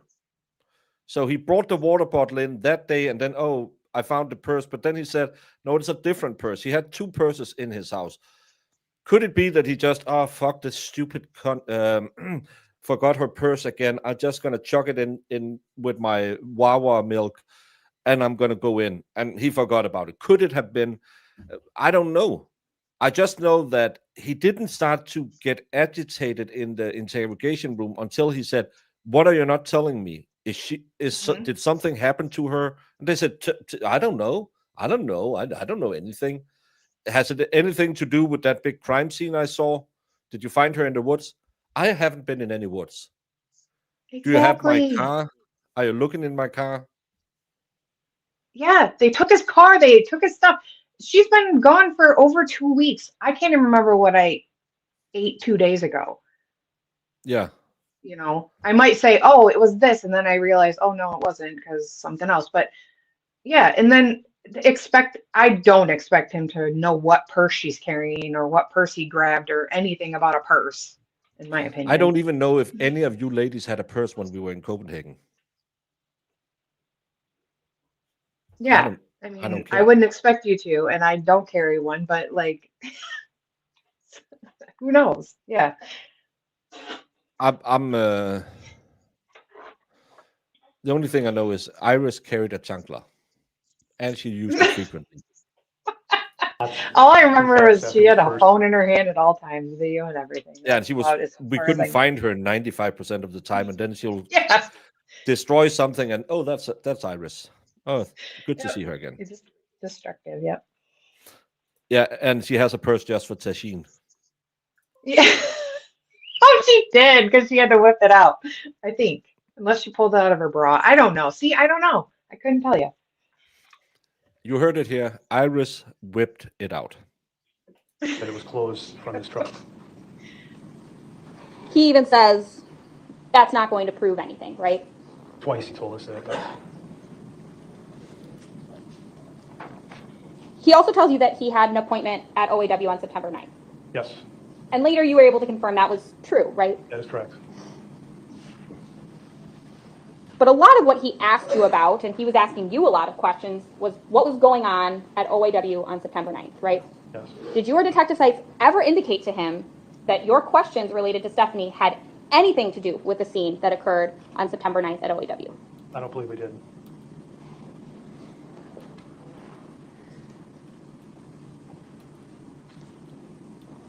The defense better attack that, because it's like, if he's seen police officers over there and now they're talking to him about So we this talked about how situation, the no. crime lab Yeah. searched the car and ultimately did find a note underneath the front passenger floor mat, right? Yes. Okay. I'm going to show you.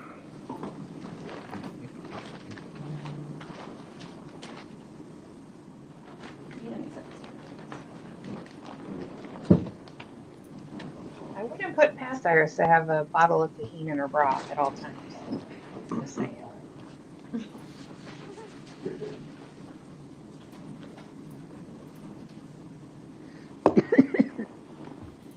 Oh, Brandon is having an average day. 50% suasion.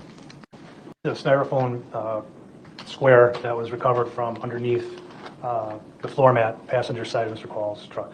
And that was directly on top of the note that was also located? Yes, Initially, that was not recovered, right? You went back to the car and recovered that? yes. When you say it's a piece of foam, tell me a little bit more about it. What? I mean, it's a piece of styrofoam. Looks It- like it's something foam, that would you be. idiot. I can't tell if it is, but Why can't they something just that would say go in that to bigger envelopes prosecutors? to protect pictures or something like that? You saw the pictures. You know how much snow that Odd was. place for it to be, fair to say? True. Okay. Then you also locate Exhibit 53 is covered by the crime lab, right? Yes, And that's the note? yes. Can you read that note in the plastic, or do you need to remove that? Oh, I can read it. Okay. Could you please read that for the jury? I hate you. I hate being blamed for shit. Just slow down a little bit. Sorry. I hate you. I hate being blamed for shit I didn't do. I'm done being used, abused, and taken for granted. All you care about is yourself and what you can use people for. My parents are the same way. I'm not allowed to speak my mind around you, drive, spend money, or even feel good. Karma came back to you to cause you your foot injury, not me. So be with your virgin, because I'm done, and keep the fucking money. It's what you've done best. PIN for card 4488, PIN for phone 6103. By the way, my parents wanted me to get a job so I could get a car. No date on that note, right? Correct. Based on the context of your That's what he was saying, investigation, it said, you right? can assume that that note was written sometime after Matt injured his foot? Yes. Okay. But that's really the only date range that note can provide you, right? Yes. Also, we've heard that there was a lot of What? Did it not just say what I hate, she not a fan of everybody or whatever. Everybody is, even her parents are abusing her. Yeah. This is, Dawn Marie, this is a note found in his car. For shit I didn't do. Sorry. Okay. Could you please read that for the jury? I hate you. I hate being blamed for shit. Just slow down a little bit. Sorry. I hate you. I hate being blamed for shit I didn't do. I'm done being used, abused, and taken for granted. All you care about is yourself and what you can use people for.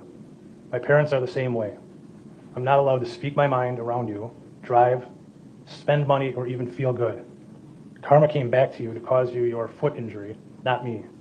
So be with your virgin, because I'm done, and keep the fucking money. It's what you've done best. PIN for card 4488, PIN for phone 6103. By the way, my parents wanted me to get a job so I could get a car.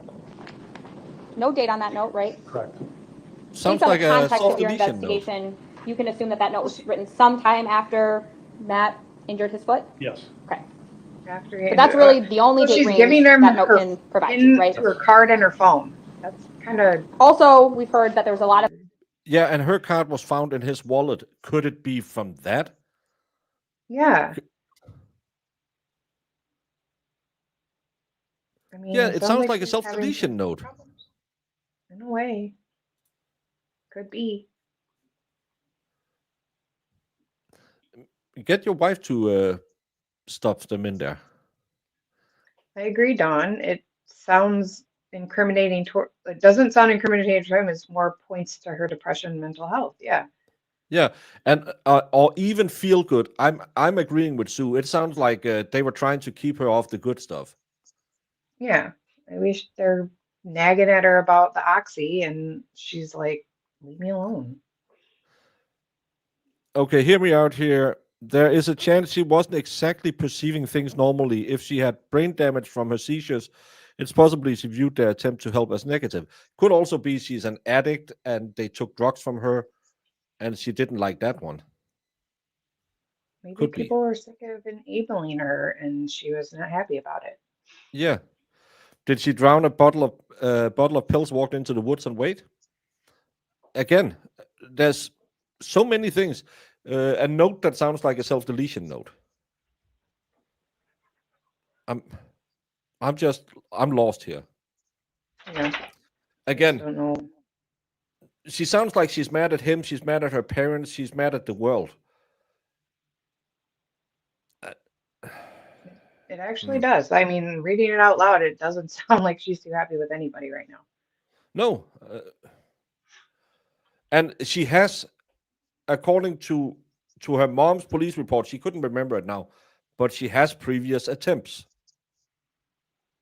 They did say that, yeah. Swabs collected from the car and a lot of things that were sent to the crime lab. As one of the lead investigators, it was your job to determine what things would be sent and what order, right?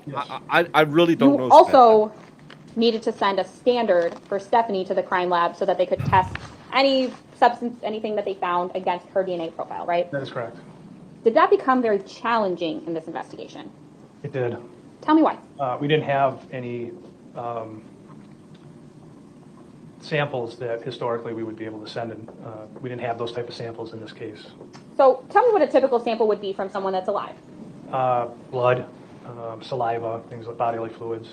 Usually you might take a buccal swab, the inside of someone's cheek, to send to the crime lab. Right. And in this case, Dr. Shield testified there was no blood from Stephanie, right? And there really wasn't any tissue that could provide DNA evidence. Correct. Did you consult with the crime lab to find out what type of specimen you might be able to provide them so they could give you a DNA? We did, yes. And what did you ultimately send to the crime lab? I believe we sent fingernails and a portion of a patella. Okay, in addition to the scalp or hair that was ultimately tested by Right. DNA analyst Klein. Yes. Okay. And unfortunately, none of those substances were either used by the lab or could be tested for DNA. Correct.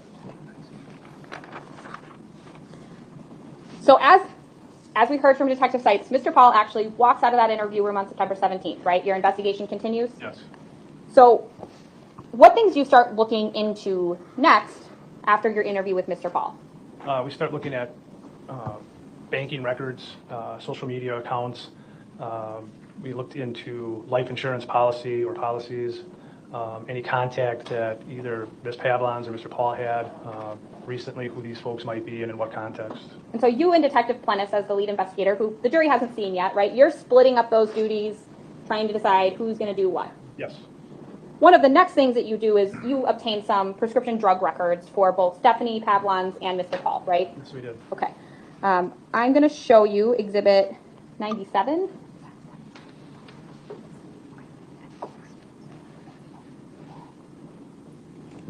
Well, I just wanted to get away. Would you like me to take some of those items? Well, I just wanted to get away from the screen. Thank you. Page. What are we looking at here? So this is the records that describe which medications that Stephanie Pavlons had prescriptions for.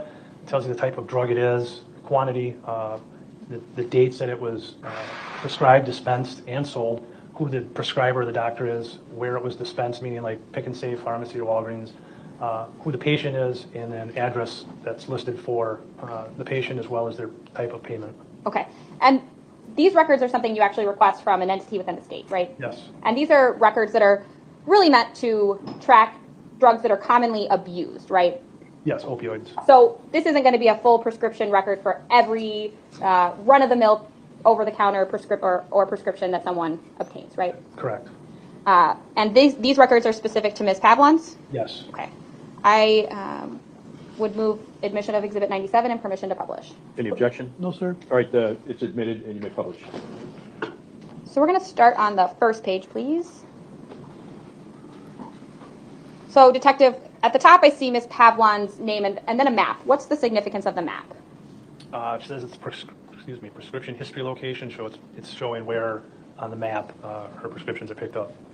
And these records are available to law enforcement to assist in investigations, right? Yes, they are. Okay, if we can scroll to page 2, please. So at the top here, can you list that first, if we could zoom in a little, it's a little hard to see. That first prescription, the details of that. It is alprazolam 1 milligram tablet. The drug class is benzodiazepine. The quantity shows 120 pills for 30 days. Prescribed 8/23/22. Dispensed 8/24/22. Sold 8/25/22. Prescriber is listed as Francis McCann. Dispenser would be Pick and Save Pharmacy, Sunset Drive, Waukesha. Patient is Stephanie Pavlons, having an address in the city of Waukesha, and that it was purchased with Medicare. Okay. When you reviewed these records and saw that first prescription in particular, what did you do with that information? I drafted, I think it was a warrant for records or a subpoena to Kroger, which is the parent company of Pick and Save, to get records related to her prescriptions being dispensed and sold at that location. Okay. Why did you want to get more information about them being dispensed and filled? Because we believe that Stephanie was deceased on August 23rd, 2022, and somebody had picked her medications up on August 25th, 2022. We additionally wanted to know from Kroger who it is that was picking those medications up. Okay. I'm going to show just first for the witness, Exhibit 98. These are the records for Mr. Pahl. Is that accurate? That is correct. Okay. And if you can scroll down to page 2, please. Yes, yes. These list any commonly abused prescriptions provided to Mr. Pahl? Yes, Okay. Is this a true and accurate depiction of the records you received? it is. Can I please move Exhibit 98 into evidence and permission to publish? Any objection? I was actually writing something for you, Marissa, No, sir, did you say abused? They're commonly abused. all the time. Keep Trying to show you, but no. Judge, may I ask that question to be stricken from the record? I mean, classifying the drugs that Mr. Pavlon takes as drugs that Mr. Pahl takes as being abused So you is did it. inappropriate. You are the These are the unaliver. records that are obtained through the PDMP. I'll overrule the objection. Have your witness explain what those initials mean. Sure. So, Yeah. Detective, what does PDMP stand for? It's the Prescription Drug Monitoring Program. And what's the purpose of that program? They're monitoring the type of medications being dispensed and the types that are most often abused. Okay, so they're keeping records of these, but they're not keeping records of all medications that are being dispensed to every person in the state. Correct. I would move admission and permission to publish. No objection. Right, 98 submitted, you may publish. So looking at this, Mr. Pahl was prescribed alprazolam and oxycodone. Is that accurate? Yes, ma'am. And if we could just look at, sorry, can we go back to the top? Nope. Sorry, where we were, a little further down. Thank you. So looking at that first record for alprazolam, that was dispensed on 9/8 and sold on 9/8, right? Correct. And the next oxycodone was dispensed on 9/6 and sold on 9/6? Yes. Okay. So based on these records, you said you wanted to determine more information about Stephanie Pavlon's prescription records, right? Yes. Okay. You ultimately drafted a warrant and then obtained the records back from Kroger? Yes, I did. Showing just for the witness, please, Exhibit 99.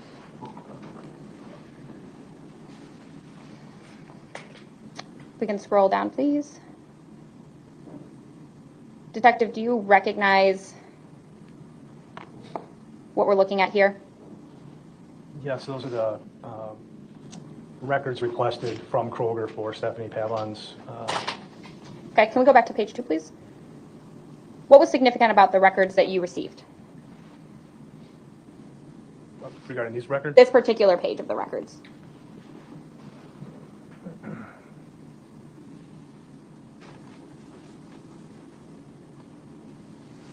These were. I'm going to direct your attention to the bottom of the page. I love it when they don't even know what they're showing them. Oh, I'm sorry. The person picking up the prescriptions. Okay. And is this a Both him and her mother have picked up her prescriptions in the past. True and accurate copy of the records you received, I guess, an excerpt of the records you received from Kroger. Yes. Okay, I would move Exhibit 99 into evidence and permission to publish. Any objection? No, sir. 99 is admitted, you may publish. I can't do that. So, while I'm in Detective, tell full us what we're looking at the bottom of the screen that was significant in your investigation. Well, it shows that Matthew Pahl picked up her medications, and it's listed as relationship to patient other. Okay, and what date and time did he pick up that prescription?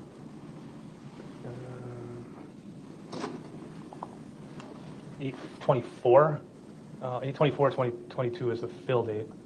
And looking right above the gray box, I'm sorry, 8/25/2022 at 4:17 Eastern Eastern. time. Okay. Was that one of the prescriptions that you actually located empty within the apartment in that stein? Yes. And that this record indicates that Mr. Pahl was the individual that picked up the prescription, right? That's correct. So he picked up Oxy and they found the bottle empty. What quantity? 45 pills.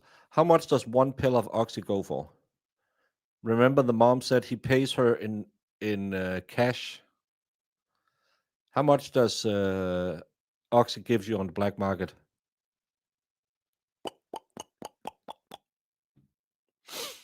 Maybe that's why the bottle is empty. Because that's how he pays it.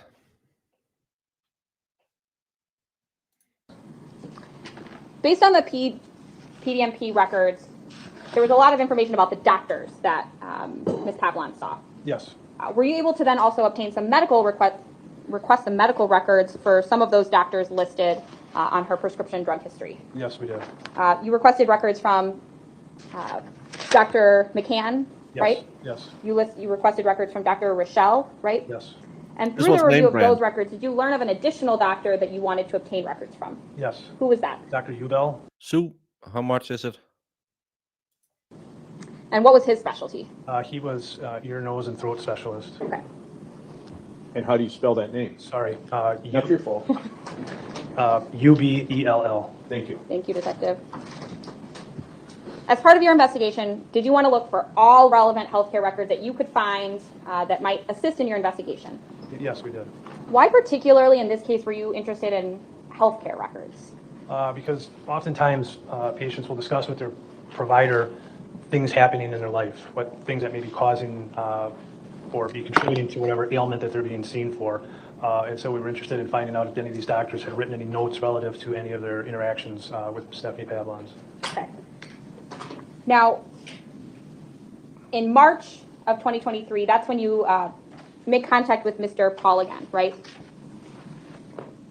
You said March of 2023, yes. Okay. Why did you make contact with him then?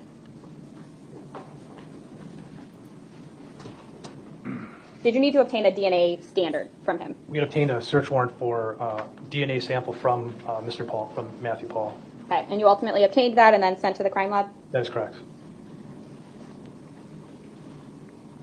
Judge, I think this would be a good time to break in my testimony, if that's okay with the court. All right, let's do that. It is 11:53. 1 second, I have to check. Here. All right, folks, please come back such that you are ready to go at 1:30 because I have to take up another case at 1:15. And I apologize for letting that get in the way, but if you come back at 1:30, okay? That's actually perfect because in just under an hour, when it's 1 o'clock Eastern, we'll have to switch over and cover the crossed in court again. So I can redirect you to that stream now, and then it's probably not going to be the longest day in court for her. We can switch back and follow the rest of this case. That's the beauty of having different time zones. I always... Yeah, 2 p.m. Eastern. That's, well, still, we will be a little behind. At 2 p.m. Eastern, which will be in an hour, we'll be back doing the crossed in court. Will she get the plea deal that the special prosecutor that was on her case had written and the Norfolk DA tried to fill in the last time, and the judge said, weren't you conflicted out of this case? Yeah, but we're not conflicted out anymore. Why not? Well, we didn't write the deal. Go back, figure something else out. She has since picked up new charges for the same offense, just on another woman, Mary Bagwell, who has been very nice and visited us. So will that play a part in this? Will the judge take that into consideration, that while she is trying to fill out a plea deal with the government, she goes and do exactly the same thing that she's been charged with in another case? I don't know. It's Massachusetts. Anything goes. So hopefully the crust will finally have to do some time, or at least get some consequences. I don't know if she ever did the civic duty, whatever it's called, that she got ordered to do the last time. I can't lie to these people, get caught lying. So what a effing situation.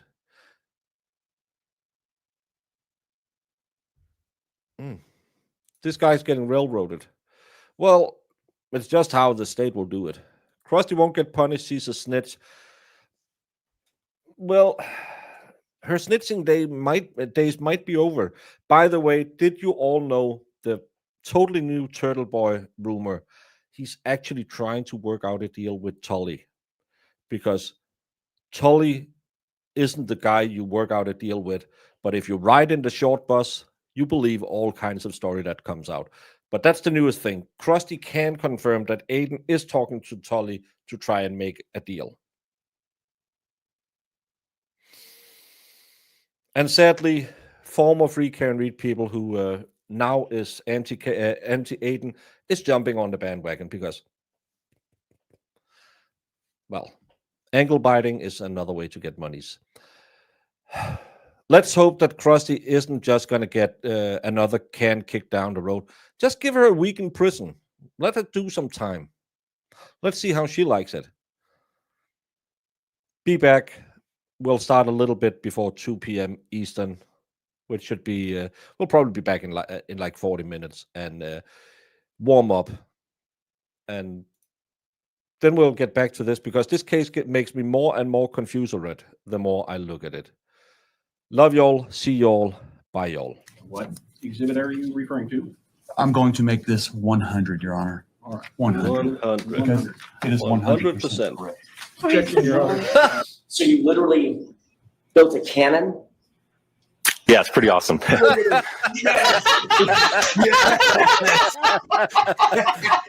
right, I'm in love. Don't lie to the Go awesome back. people. Please do that again. Oh, that was the cutest thing I've ever seen. While I'm waiting for this, did you, whether it's true or not, believe that Mr. Randolph had slept with your wife? I wouldn't have cared. You wouldn't have cared? No. Did you believe he had slept with your wife? No. Did you believe he slept with your mother-in-law? Probably did. Everybody has. What? Everybody has. Don't lie. Don't lie.